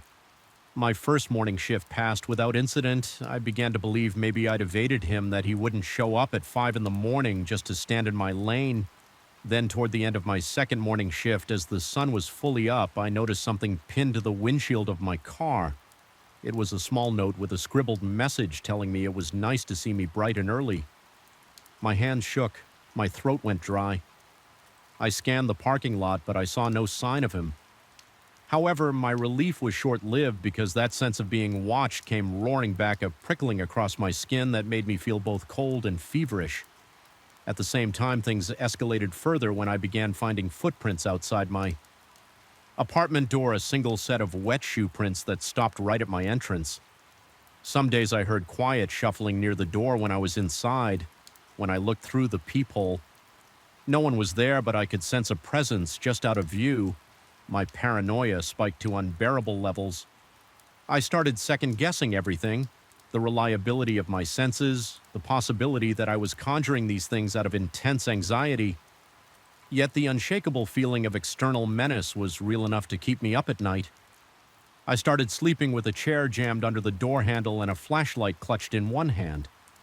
The final straw came one afternoon as I was leaving the store. The sky was unnaturally dark, almost as if a storm was ready to burst overhead. Any second I had just clocked out and was heading toward my car when the air around me seemed to thrum with tension. My breathing grew shallow and my palms broke out in a cold sweat. I scanned the parking lot. No sign of him. Relieved, I walked a little faster than I heard it. The most faint whisper almost lost under the whoosh of distant traffic. It sounded like my own name. Repeated in a soft, taunting tone, my heart hammered in my chest as I spun around, but I saw only rows of parked cars and a single flickering lamppost. That lamppost in that moment looked like a crooked figure with an outstretched neck. My vision swam, and for a second I thought I saw the silhouette of a person hunched behind a car, but when I blinked, the shape was gone. I forced myself to get in my car and drive. As I sped away, I became convinced that someone was in the back seat with me. I could feel a presence so tangible that I broke into a fresh sweat. My breathing turned ragged, each inhale stinging my lungs. I glanced in the rearview mirror, fully expecting to see him, but I was alone. Still, I could not shake the sensation that he was there in some intangible, possibly supernatural form. When I reached my apartment building, I rushed inside and locked the door that night as I sat in the dimly lit living room. I came to a disturbing realization: maybe he had never been just a person, or if he was, maybe my fear had given him a power beyond ordinary stalking. I recalled every surreal moment, every distortion of light, every flicker in which his face appeared to shift into something inhuman. Was it the product of my own unraveling psyche, or was there a genuine horror lurking under his skin? The boundary between rational explanation and paranormal threat had dissolved. I realized I couldn't keep living with this constant dread. I made the decision to leave, at least for a while, pack a few belongings, stay with a friend in another town, and consider never returning on my last night in that apartment. I heard more tapping on the walls, more whispers in the darkness. I packed my things to the sound of scuttling footsteps above my ceiling. Even though the apartment above was vacant, every hair on my body stood on end as I crossed the threshold for the final time. Triple-checking that I left nothing essential behind the corridor, lights flickered out as I passed, drenching everything in complete darkness for a few agonizing seconds, until they popped back on, revealing no threat, just an empty, musty hallway. Still, I felt watched. I drove away. Just before dawn, feeling both foolish for running and relieved for taking action. My heart pounded relentlessly and a tension headache throbbed at my temples. Yet I found a small measure of comfort knowing I wouldn't be there for him to find. The next time he came lurking around, whether my terror was purely psychological or if there was something more sinister at play, I couldn't be sure, but my gut told me I made the right choice. Even now, settled in a borrowed apartment 2 towns away, I can't fully relax at times in that space between wakefulness and sleep. I think I see him standing at the foot of the bed on stormy nights. I recall the flickering lights and sense him in every corner of the room. My heart rate spikes. My palms grow clammy. My mind drifts to that place where rational thought dissolves under the crushing weight of fear. In those moments, I wonder if I escaped him at all, or if by surrendering to my terror, I somehow brought him with me, a specter conjured by dread. The uncertainty gnaws at me, constantly leaving me wide awake and trembling, until the first rays of sunrise cast the room in a feeble light that feels less like safety and more like temporary reprieve. I keep telling myself it's over, that I'm safe, that he, whatever he is, won't find me again. But deep down, a persistent chill in my bones reminds me there are things in this world that don't rest just because you run from them. And every time I catch my reflection in a darkened window or see a half-hidden figure from the corner of my eye, my heart sprints, and I remember the way his eyes bore into me as though he saw not just my face, but something far deeper. Something vulnerable and primal within the memory alone is enough to keep my pulse racing well into the night, and even as I sit here recounting the details, I swear I feel that electric static in the air again. The flicker of lights that I can't quite confirm are actually flickering somewhere in the darkness. Maybe he's still waiting, maybe just behind my mind's peripheral vision, ready to step forward to reclaim the terror he sweat in my life. And that realization, that precarious uncertainty, leaves me with a queasy dread that refuses to fade, haunting me long after the last word of this story is spoken. I remember the exact moment when the silence on that lonely stretch of highway first felt wrong. The road seemed to stretch infinitely, like some dark ribbon leading me away from sanity.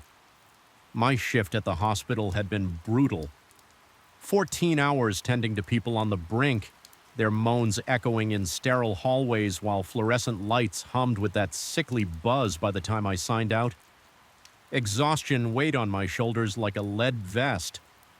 Driving at that hour was supposed to offer peace. Instead, it became a gateway to one of the most harrowing experiences of my life. The night sky was a gaping void refusing to share starlight or even a hint of moon-on-glow headlights, illuminated only a narrow swath of tarmac, leaving the periphery swallowed by shadows that seemed to writhe and shift. Whenever I glanced at them, I was used to that tired trick of the eyes. Exhaustion often creates illusions in the dark, but there was a density to these shadows, an almost sentient mass that pressed against the edges of my vision. A mild drizzle coated my windshield, forcing me to lean forward and squint at the road ahead. The rhythmic squeak of the wipers was the only accompaniment to the engine's soft hum. Every so often I fiddled with the radio out of habit, static a crackle, then silence again. The few stations that might have been broadcasting this late offered nothing but faint whispers of white noise. Normally, the hush would have soothed me after a day of chaotic emergencies and fluorescent corridors, but something in the air felt charged as though the night itself wanted to speak. I forced a slow exhale to combat the tension creeping into my chest. My heart rate was steady but heavier than usual. Each beat resonating in my ears, I tried to shake off the unease by telling myself I was overt tired, but the hush persisted, pressing into me, turning the interior of my car into a claustrophobic capsule. My palms began to sweat against the steering wheel, forcing me to loosen my grip. Then I heard a voice low and urgent, as if it were slipping out from behind my seat. It was a single word, but it cut through the silence with an almost physical force, making my heart lurch. It demanded I accelerate. That voice was so clear it might have been a passenger sitting right behind me without even thinking. I slammed my foot on the gas tires, squealing as the car surged forward. Instantly, adrenaline spiked and the edges of my vision blurred. I clung to the wheel knuckles, white, trying to steady the car as I rounded a sharp curve. The back end swerved, nearly sending me skidding into a ditch, but I wrestled control and straightened the vehicle with a gasp that tore at my throat. My heart pounded so violently I could feel the echo in my fingertips. In a split second, the voice was gone and a deafening silence rushed back in. I was panting, my tongue dry and my mouth parched, like all moisture had evaporated in the space of that single terrifying moment. My mind raced. Had I really heard someone in the car, or was it just an auditory hallucination produced by my exhausted brain? When I finally studied the car's speed and took a quick glance at the rearview mirror, I saw only empty seats, dark and featureless. Yet the oppressive feeling that someone was lurking behind me refused to dissipate. I pressed onward, forcing my eyes on the lane ahead, determined to make it home. The tension in my muscles bordered on cramping, and I found myself leaning forward as if trying to escape my own seat. The rain picked up drumming on the roof, but that usual lullaby of droplets did nothing to soothe me. Every few minutes I caught myself scanning the rearview mirror, certain I'd see a shape or silhouette. My rational mind told me it was just nerves. Nonetheless, the skin on my arms prickled with goosebumps. Every time I looked, when I finally rolled into my driveway, relief fluttered weakly in my chest. I stepped out, my body trembling with unspent adrenaline. The late-night wind was cold, slicing through my jacket and making the hairs on my neck stand on end. Inside, the house was still and dark. The hallway lights were off, but that was expected. No one was there to keep them on. That emptiness usually felt comforting after chaotic shifts, but tonight it felt too large, too quiet, as if any breath or creak would ricochet off the walls and betray some presence I didn't want to admit was there for weeks. After that night, I couldn't shake the memory of that voice I told my colleagues indirectly about, a strange experience omitting details of hearing an actual whisper. Most said it was stress-related, the sort of hallucination that comes from sleep deprivation. A friend mentioned he once had a micro-sleep behind the wheel, dream imagery bleeding into wakefulness. I wanted to believe them yet. Every night on my way home, I felt the seat behind me as though it held an unseen occupant. I kept expecting that voice to return, commanding me with impossible clarity. Even in broad daylight, a sense of intrusion lingered. I'd be making coffee in my kitchen and suddenly feel like someone was watching from the window. The reflection in the glass never showed anything suspicious, but the skin on my back would prickle all the same. My shoulders grew tight, my posture stooped. I started to suffer from persistent headaches, thick pulsing pain that radiated from the base of my skull. At night, sleep was fractured by nightmares. I'd see myself behind the wheel, hearing disembodied whispers. Sometimes they told me to drive into oncoming traffic.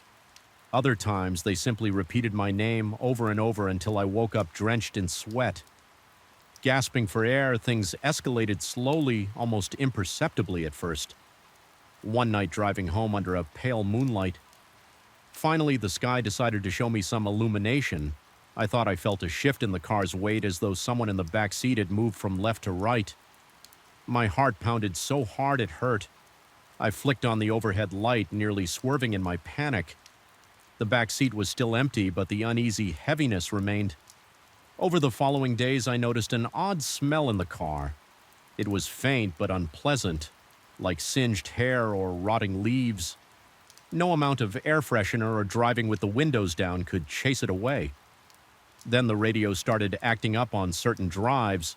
It would burst into static or flicker between stations, even when the power was off. Once I heard something like shallow breathing coming from the speakers. My chest tightened and my scalp tingled with a sensation akin to ants crawling over my skin. That was the same week my reflection in the rearview mirror began to betray me. Every so often I'd glimpse a face that wasn't mine. It was always too quick to fully register, but I caught the edges, a jawline sharper than my own eyes set slightly farther apart, pale lips twisted in a grimace or grin. I'd blink in terror and the face would revert to my own startled expression. I tried to convince myself it was a trick of the overhead lights on the highway or the shapes of passing cars, but each time my rationalizations felt more hollow. My mouth would go dry, my entire body would break out in a slick cold sweat, as though I had the flu. Breathing became a labor chest, rising and falling with shallow, desperate gasps in those increasingly sleepless nights. I'd lie in bed listening to the house creak and groan. I heard the wind outside, the distant bark of a neighbor's dog. Every sound seemed amplified, pounding into my heightened awareness. I felt pinned under an unseen weight, as though the voice I'd heard that night had latched onto me. Infecting my thoughts, I remember lying there, eyes on the ceiling, envisioning that spectral passenger crouched in the corner of my bedroom, silently urging me to fear everything around me. Even with the lights on, the corners remained dark shapes, coalescing just beyond clarity. My heart hammered in my chest until it felt as though it would burst. Yet I still had to keep working. Responsibilities don't vanish just because you're frightened or exhausted. So each evening I drag myself back to the hospital, run on autopilot through a barrage of tasks, then steel myself for the drive home. The dread of returning to that car built until the final hour of my shift felt more horrific than anything I'd dealt with in the emergency room. One particular night stands out. The day had been filled with the typical chaos, leaving me drained. It was around 2 a.m. when I finally trudged through the parking lot. Each step feeling heavier than the last. When I unlocked my car, I heard a distinct click inside, like the door lock snapping into place, even though I just unlocked them. My pulse quickened. Easing the driver's door open, I slid into the seat and shut it behind me. Immediately, the interior light dimmed. I turned the key in the ignition, and for a brief moment, the radio flared to life with a cacophony of howling static before going silent.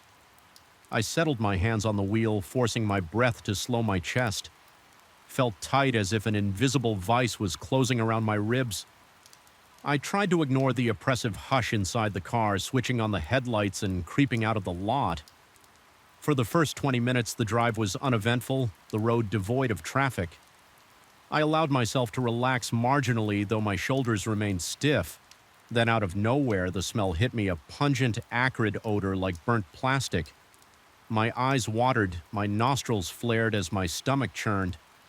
My first thought was that something under the hood was malfunctioning. I glanced at the temperature gauge. It was normal, but the stench persisted, filling the car.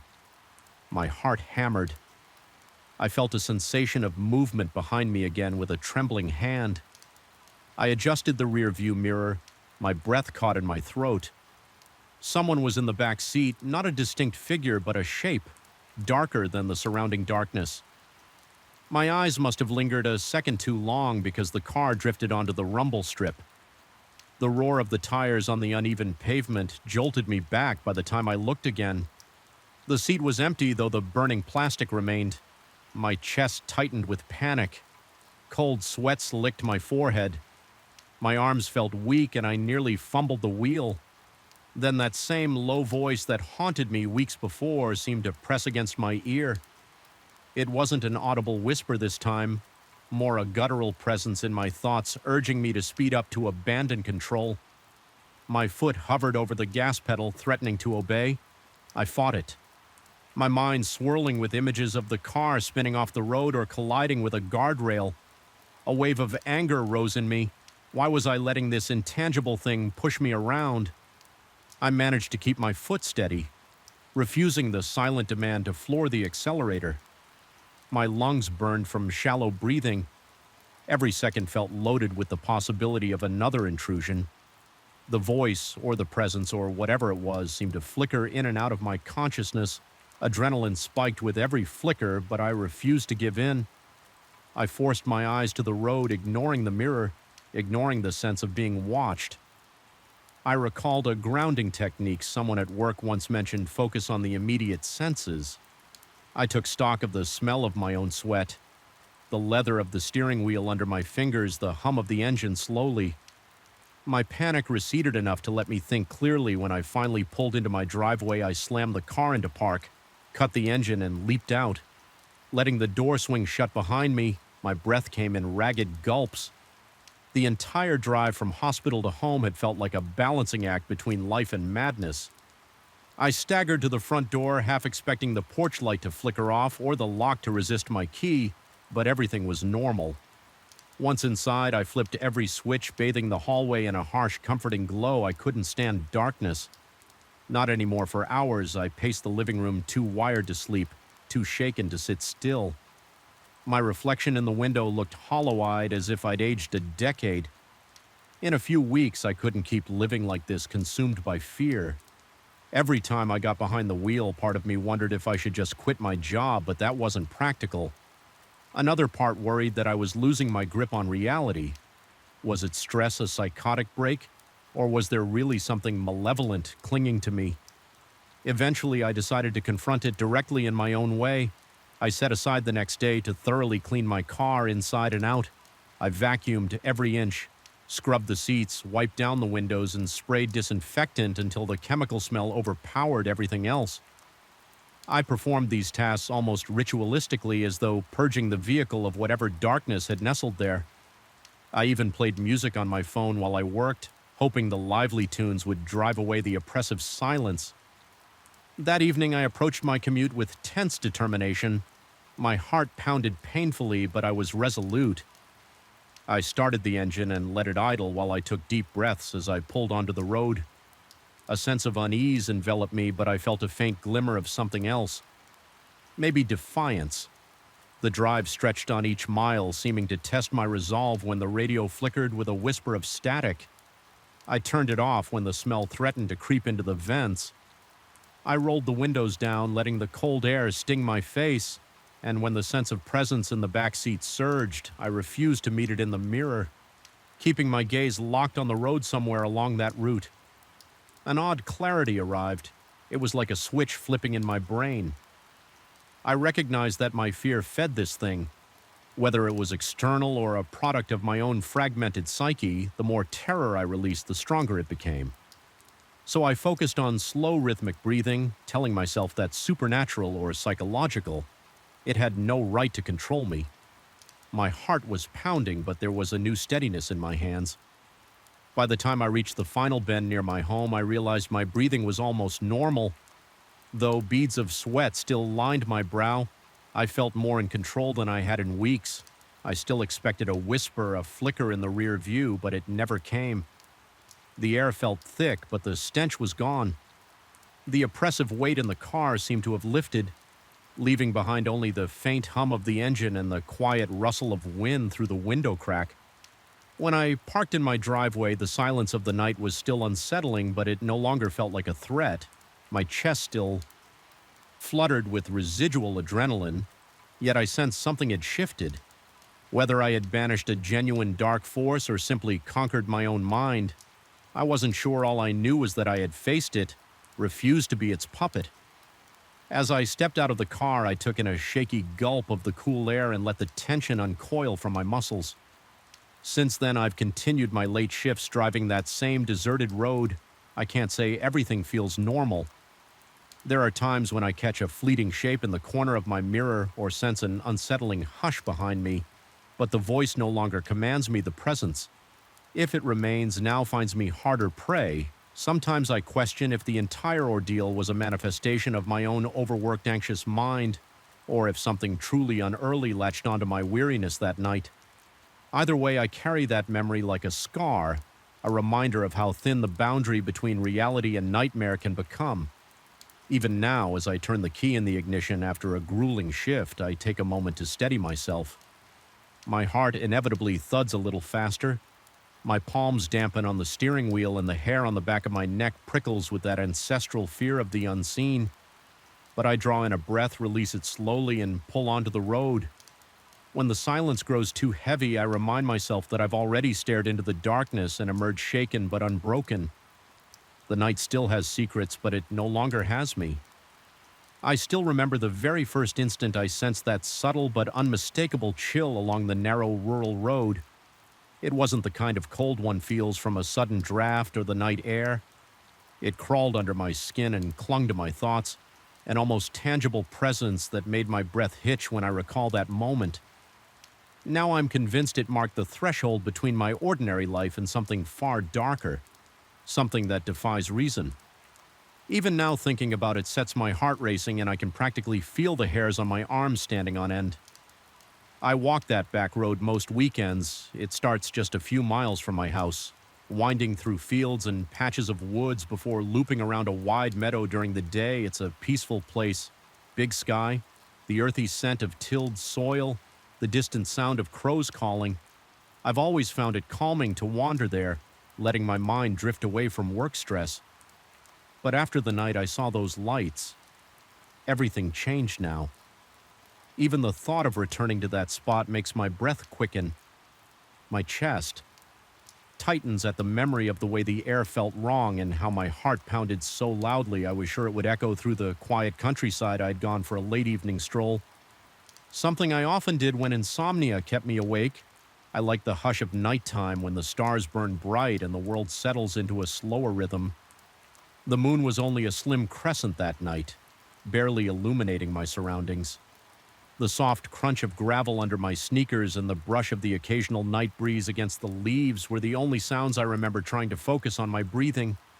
Inhale, exhale, trying to let the day's tension melt away. It didn't work as well as I hoped, but I kept going, passing familiar fence posts and crooked trees that had become my silent companions over the years. Then I saw them, two small, intense lights darting across the road, maybe 30 yards ahead.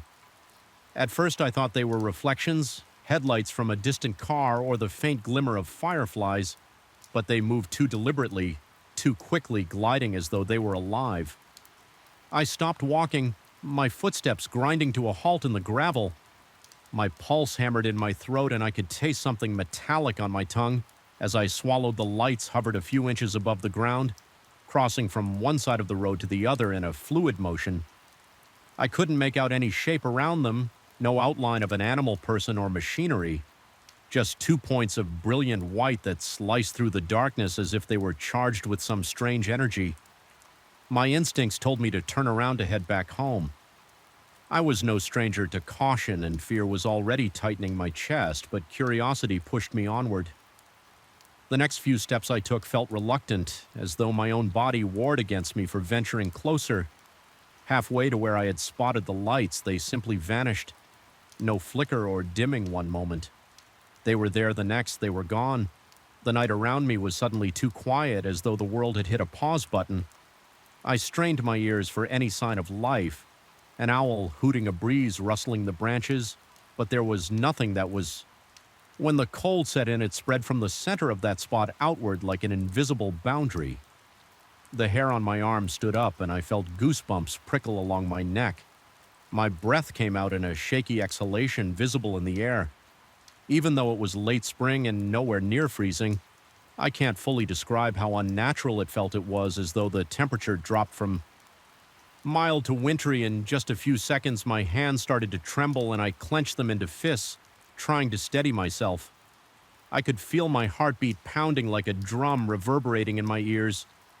There was a moment, just a split second, when I was convinced I heard a whisper so faint I almost doubted I heard anything at all. It felt as if someone had murmured just out of earshot, sending a shiver skittering down my spine. I looked around desperate to find a source to give it a rational explanation, but all I saw was the dark outline of trees on either side of the road and the open field stretching far into the distance. That night I practically jogged home, refusing to look back. My lungs burned with the effort and cold sweat slid down my temples, dampening my collar. Once I reached my front porch, I realized my hands were still shaking uncontrollably. I told myself I must have imagined half of it, that perhaps it was a trick of the moonlight. Maybe I was overtired or let my nerves get the best of me, but deep down I knew something was off. Over the following days, I couldn't shake the uneasy feeling. My sleep was restless, and I'd wake up with my mouth dry, heart thrumming as if I'd been running in my dreams. In an attempt to reassure myself, I mentioned my late-night encounter in passing to a neighbor, though I framed it casually and left out the unnerving details.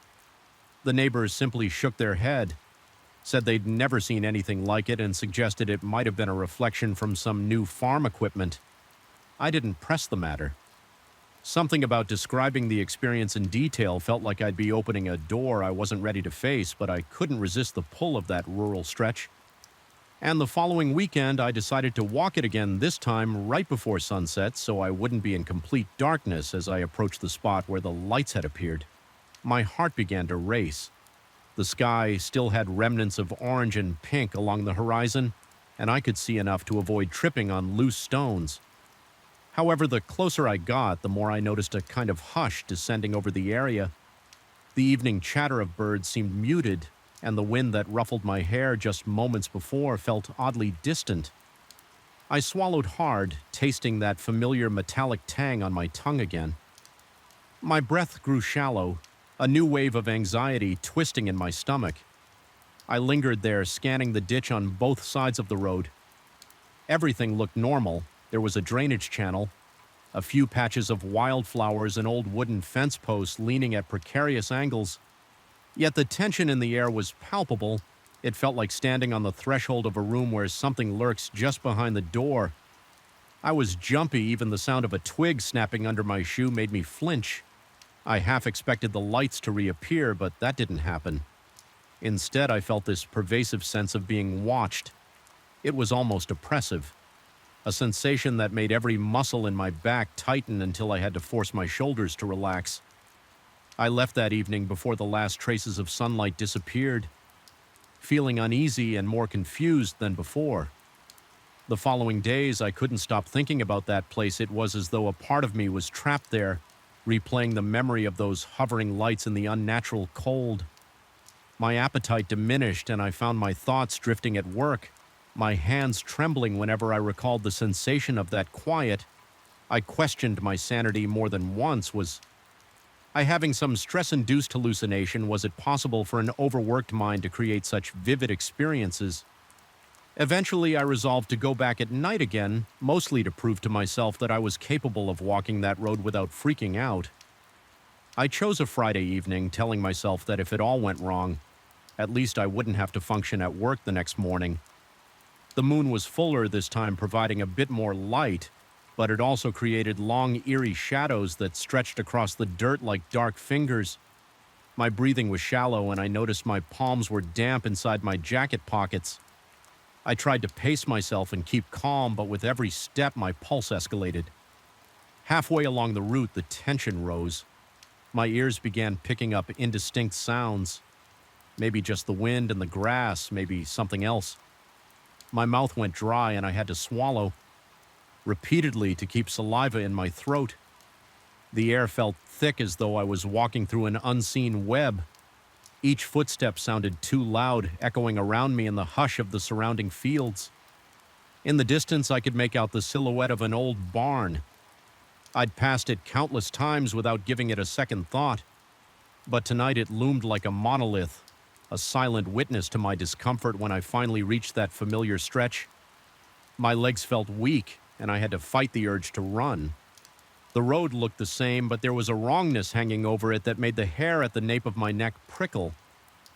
I paused, straining to see if the lights would appear. My body tensed, bracing for something I couldn't name. For a long minute, everything was still, then the wind gusted and I heard a faint rustling in the ditch. It was probably just a small animal scurrying away, but it made my heart lurch. My breath came in quick, ragged bursts, and I had to remind myself to inhale fully before I passed out from fear alone. Suddenly, the temperature plunged again, just as it had before. One moment I was standing in the mild night air. The next, my skin was covered in goosebumps. I shivered and rubbed my arms, but it did no good. The cold bit into me deeper than any chill had a right to. The subtle wave of dizziness hit too, like a wave of nausea in my gut. I didn't see the lights this time, but I felt them, or something slithering just beyond my peripheral vision. Several times I thought I glimpsed a flicker at the corners of my eyes, only to whip my head around and find nothing that was. When I felt an unmistakable presence behind me, my entire body seized with terror, and I had to force myself to turn around. The road behind me was empty, bathed in moonlight and shadow, but the feeling of being watched, of something hovering just out of sight, was almost unbearable. I could hear my own heartbeat drumming in my ears, and each exhale sounded shaky. I thought about yelling, making some noise to prove I was alone, but something in me decided it was better to remain silent. Some primal instinct insisted that drawing attention would be a mistake. I'm not proud to admit it, but I bolted. Fear pounded through my veins, and I sprinted, nearly tripping over loose stones. My lungs burned and my vision blurred from the adrenaline. I only slowed down when I reached the outskirts of my neighborhood, where streetlights and houses offered a semblance of normalcy once home. I was soaked in sweat, my clothing clinging to me as though I'd been caught in a storm. It took hours to calm down, and even then I barely slept the next day. I couldn't stop replaying the sensation in my mind. A part of me dreaded ever returning, while another part insisted I couldn't let fear claim a place I had once loved for its peaceful solitude. Over the ensuing weeks, I felt my nerves on edge whenever night fell. I started drawing the curtains earlier, double-checking that my doors were locked. Simple noises, a branch scraping a window, a gust of wind, made me flinch. My rational mind told me I was being ridiculous, but the dread was too ingrained to ignore. I tried another tactic, returning in broad daylight. A few times I parked my car at the beginning of that road and forced myself to walk its length under the midday sun. Everything looked so harmless in the light, just a gravel path winding through farmland, yet even then I felt a twinge of unease. My heart would pick up speed as I neared that particular stretch, and though I didn't sense any dramatic drop in temperature, I couldn't quell the creeping paranoia that settled in my bones one afternoon. I stood there, forcing myself to remain calm and take in every detail: the curb of the fence line, the scattering of pebbles, the tall, whispering grass. As I did, I had the distinct feeling that the place was studying me. In return, the notion was irrational, but it nodded at me. My mouth went dry again, and my fingertips tingled with anxiety. A crow caught from somewhere behind me, and I startled, nearly stumbling as my heart slammed against my ribs. Over time, I started having nightmares in them. I'd be walking along that road, and the two lights would appear, drawing closer and closer until I could see something swirling between them, an amorphous darkness that seemed to beckon me forward in the dream. I couldn't move, couldn't scream. I could only watch as the darkness pulsed. The sound I heard in these nightmares was a distant humming, like a chorus of voices just out of range, blending into a drone that made my ears ache. I'd wake gasping, my body slick with cold sweat, my mouth so dry it hurt to swallow. I reached a breaking point when I realized I was no longer functioning. Normally, my appetite was gone, replaced by a constant knot in my stomach. My hands trembled whenever I thought about the lights. My concentration at work suffered, and I found myself avoiding social calls. I didn't want to talk about it, couldn't explain it in a way that felt believable. The scariest part was that I wasn't sure I even believed myself. Determined not to be ruled by this dread, I decided on one final confrontation. I would go back at night, stay as long as I could, and see if anything definitive happened. I prepared carefully, dressing in layers for warmth and bringing a flashlight with fresh batteries. My plan was to stand my ground. I wasn't trying to challenge anything. I'm not that foolish, but I wanted to face it to see if I could find any logical explanation. Perhaps if I confronted it head-on, I'd discover some mundane truth and my fears would dissipate. I arrived just before midnight. The night was cool but not cold, the sky clear and shimmering with stars. My flashlight cut a narrow beam through the darkness. Each step crunched on the gravel, echoing in a way that seemed unnaturally loud by the time I reached that dreaded spot. My pulse was already racing and my breathing had grown shallow. I flicked off the flashlight, letting my eyes adjust to the moonlight. The silence pressed in on me like an invisible weight. Once again, I felt sure there were eyes on me or something that passed for eyes hidden in the gloom. For a few minutes, nothing happened, and I felt the smallest flicker of relief. Maybe it really had been my imagination. Maybe I'd conjured this terror out of stress and sleepless nights. My heart rate began to slow. My breathing steadied. Then out of the corner of my eye, I saw the faintest glimmer, a flicker of white nearly at ground level. My entire body seized with dread. The lights were back dancing at the edges of my vision. I forced myself not to move. Though every instinct screamed at me to run, the temperature plummeted sharper and more brutal than ever. Before my teeth chattered and I could feel my muscles contracting involuntarily, my flashlight suddenly died, plunging me into near total darkness. Panic surged through my veins, but I fought to keep control. Then came the hum, that low frequency I'd heard in my nightmares, vibrating in my chest and rattling my bones. It felt alive, scraping against the inside of my skull. I wanted to clamp my hands over my ears, but I was too terrified to move. I tried to speak, to ask what it wanted, but my voice caught in my throat. My lungs felt constricted as though something was gripping me from within. The lights flickered closer, small white orbs bobbing in the darkness, and for an instant I thought I saw shapes coalescing around them like swirling shadows. My vision blurred with tears, not from sadness, but from an overwhelming primal fear. Every nerve in my body was on fire, and then as abruptly as it had started, it ended. The humming stopped, the lights disappeared, the temperature reverted to a normal, if not slightly cool night. My flashlight flickered back to life, beam cutting through the darkness. Once more, my body was shaking, my knees weak enough that I nearly dropped to the ground. I felt an emptiness where that presence had been no less terrifying because it left behind an echo, a sense that I had been judged and allowed to leave, but not free of consequences. I stumbled back to my car, each breath ragged in my chest all the way home. I kept glancing in the rearview mirror, half expecting to see those lights trailing me by the time I reached my driveway. My clothes were damp with sweat, and my heartbeat thrummed so violently I thought it would crack my ribs. I fumbled my keys and almost couldn't open my front door.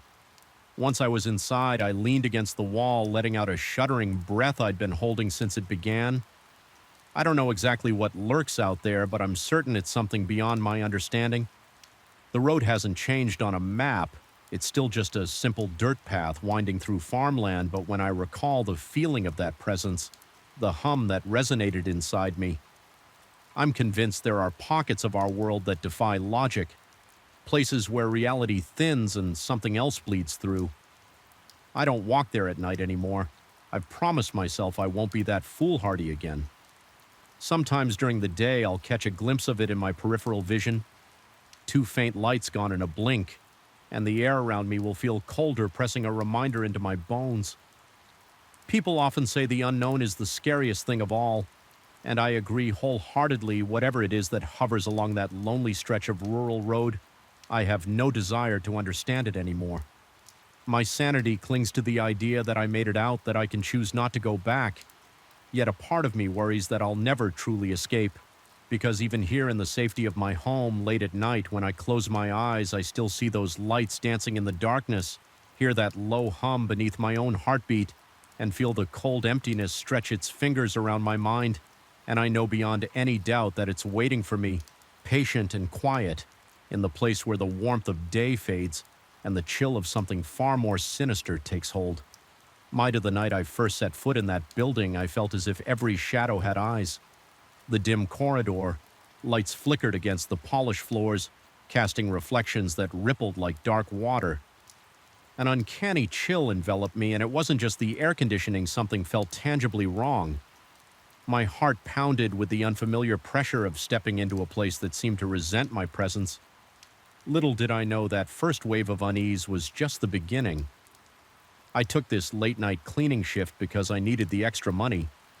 I worked days as a maintenance assistant in a warehouse, but inflation and unexpected expenses hit me hard when a friend mentioned that a commercial building downtown was looking for someone to handle nightly sanitation. I jumped at the opportunity. The job sounded straightforward enough. Empty the trash vacuum, the hallways, wipe down surfaces in the waiting areas, and lock up before dawn. Simple tasks I was already familiar with, though I never anticipated the sense of dread that would seep into my bones each night during the first week. Nothing too dramatic happened. I'd walk the empty corridors after all the clinics had closed. My footsteps echoing off the tall ceilings, the fluorescent lights buzzed overhead, sometimes fluttering out for a second, and then humming back to life. I brushed off the flickers as poorly maintained wiring. Yet even then, I had this deep-rooted sensation of being watched. My neck prickled as though invisible eyes traced my every movement rationally. I told myself I was imagining things. This was a vacant space at midnight, after all. One evening, around the time I was finishing the last hallway, I sensed something behind me. It was like a soft rhythm of footfalls that matched my pace. I spun around expecting to see someone who might have stayed late, but the corridor was empty. The overhead lights cast their faint, sickly glow on the floor. There was nowhere anyone could have hidden in those few seconds. Despite my background in hands-on labor, my hands shook so intensely that I dropped my trash bag by the time I gathered the spilled contents. My nerves were frayed, but I forced myself to carry on. I told myself I was being paranoid.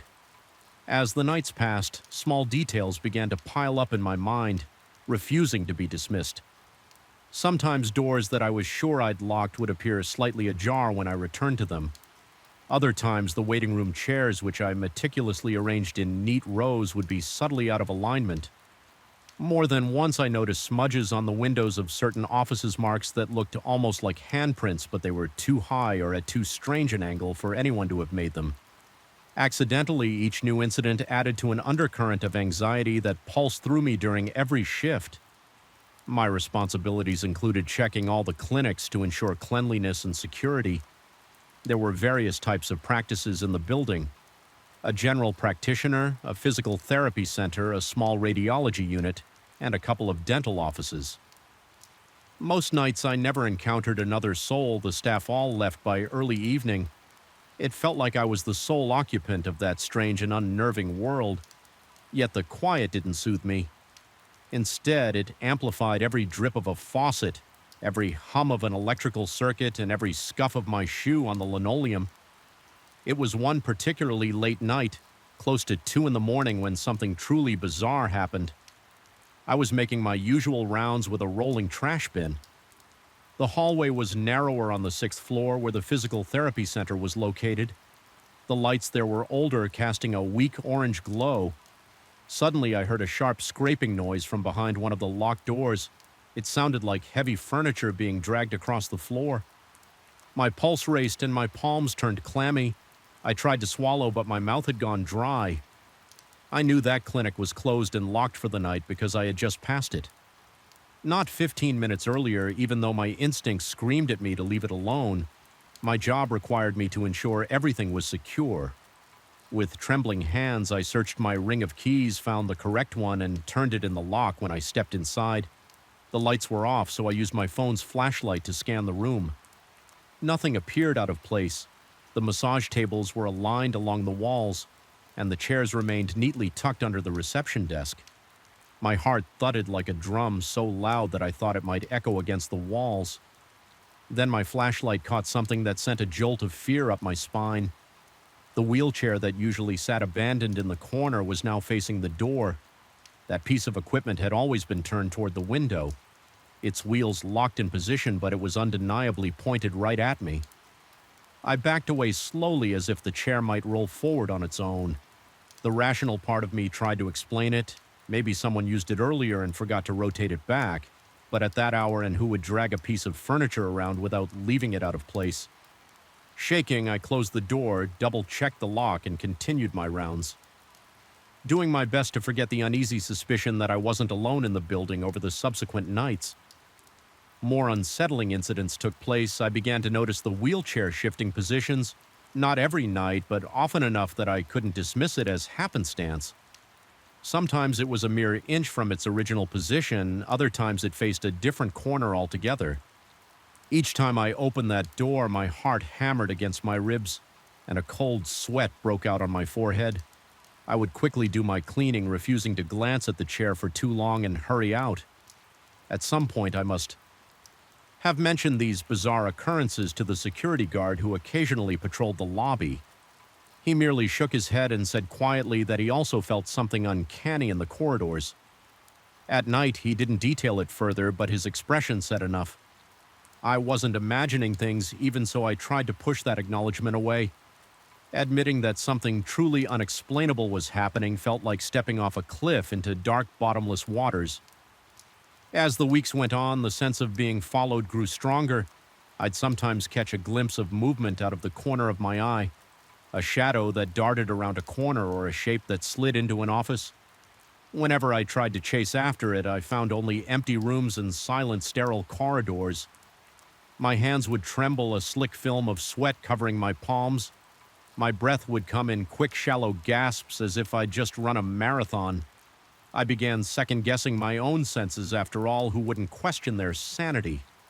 Under those conditions, I started going to bed later and later, spending hours on the couch at home after my shift.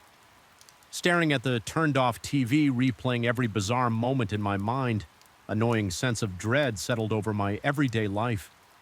It was worse on the nights I had to clock in because the anticipation of returning to that building weighed on me like an anchor around my ankles. In an attempt to feel more secure, I started carrying a small flashlight on my belt and a utility knife in my back pocket. The flashlight was mostly for my own peace of mind, but the weight of the knife reassured me. Even though I couldn't say what I was defending myself against, the blade offered a tiny measure of psychological comfort. One particularly harrowing night, the power went out across an entire floor.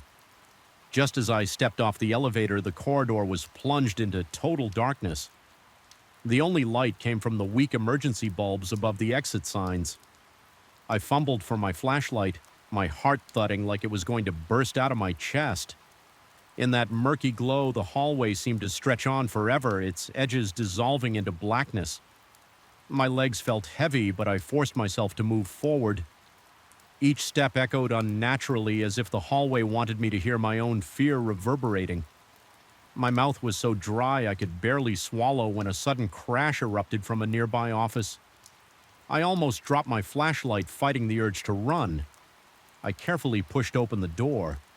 It was the same physical therapy room as before.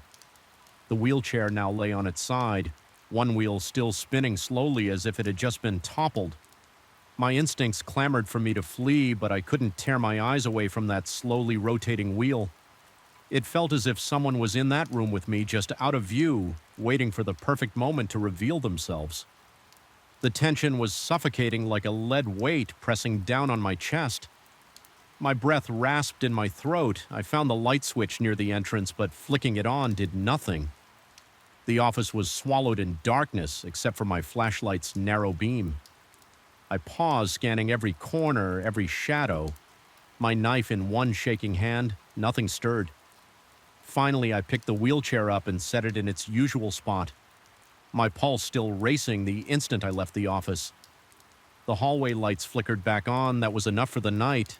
I told myself I would finish early. I rushed through the remaining tasks and signed out. After that, I avoided the 6th floor as much as possible, but I couldn't neglect my duties entirely. The next few days were relatively calm aside from the persistent feeling of being watched.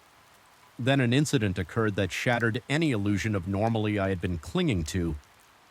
I was on the 9th floor collecting trash from a waiting area when I heard a resonant whisper as if someone was calling my name. From a few feet away, the voice was soft, almost gentle, but it cut through the silence like a knife. My entire body froze, every hair on my arms and neck standing upright. I looked around wildly, shining my flashlight behind the chairs and around the reception desk. No one was there at that moment. My rational brain gave way to pure panic. I sprinted to the elevator, stabbing the button repeatedly. My breath ragged heart pounding against my ribs. The elevator doors took an eternity to open when they finally slid apart. I dove in and nearly fell against the back wall, my knees weak with terror. I jabbed the button for the lobby and watched with mounting dread as the doors closed, as if I expected something or someone to slip inside. At the last second, the ride down was excruciatingly slow, and in that tiny metal box, I couldn't rid myself of the suffocating sensation that I was not alone. My eyes scanned every corner, expecting a shape to emerge from the shadows. The following night, I tried to rationalize that I was merely sleep-deprived, that stress was taking its toll, but deep down I couldn't deny that something was fundamentally wrong with that building at night. Sometimes I felt a presence behind me so strongly that I'd whirl around abruptly only to find the corridor empty. My palms would sweat uncontrollably and my chest would tighten. I could feel my sanity fraying like an overstretched rubber band on the verge of snapping. Things escalated to a final confrontation that made me question my own senses more than ever. I was doing my rounds near midnight, trying to push through the tension by mentally reciting a list of chores reaching the physical therapy suite. I steeled myself before unlocking the door. My plan was to do a quick sweep and leave. As I entered, the overhead lights flickered, and I saw the wheelchair in the far corner facing the window again. For a moment, I breathed a shaky sigh of relief. At least it appeared normal. But the second I stepped farther into the room, the lights went out with a loud pop. Complete darkness enveloped me. My flashlight flicked on, revealing the wheelchair's reflective metal. My hand was trembling so much that the beam quivered across the walls. A faint scraping sound like metal against linoleum came from somewhere in the darkness. It was followed by a soft squeak, reminiscent of an old hinge being forced to move. My entire body tensed. I jerked the flashlight around, searching for the source in its narrow beam. The wheelchair was now angled slightly toward me as if it had moved on its own. My breath caught in my throat. A wave of cold terror rolled through me, leaving me paralyzed for a few heartbeats. Something inside me snapped. Then the blend of fear, paranoia, and exhaustion ignited a surge of adrenaline. I flipped the flashlight off, plunged in darkness, and darted out the door. Not caring if I dropped my supplies, as I ran down the corridor, I sensed something behind me, but I refused to look back. My lungs burned and my heart pounded so violently that I thought it might burst. I sprinted to the elevator, stabbed the button, and when the doors didn't open immediately, I dashed to the stairwell. Instead, I practically flew down those steps, the sound of my frantic footsteps echoing in the enclosed space. Each thump fueled by the raw animalistic instinct to get away. When I finally burst out into the lobby, I could barely catch my breath.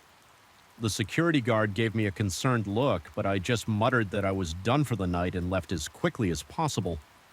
Once I was outside, the cool night air felt like an otherworldly blessing. I practically fell into my car and locked the doors, letting out a shuddering breath that felt like it had been stuck in my chest for days. That was my last shift. I never returned to that building. Maybe I let down the management by not giving notice or returning the keys in person, but I couldn't bring myself to step foot in there again. When I dropped off the keys at the administrative office the next morning, I simply told them I couldn't fulfill my duties anymore. There was no argument from their side, just a collected nod as if they'd heard this before. Even weeks later, I still can't shake the feeling that something followed me out of that place at night.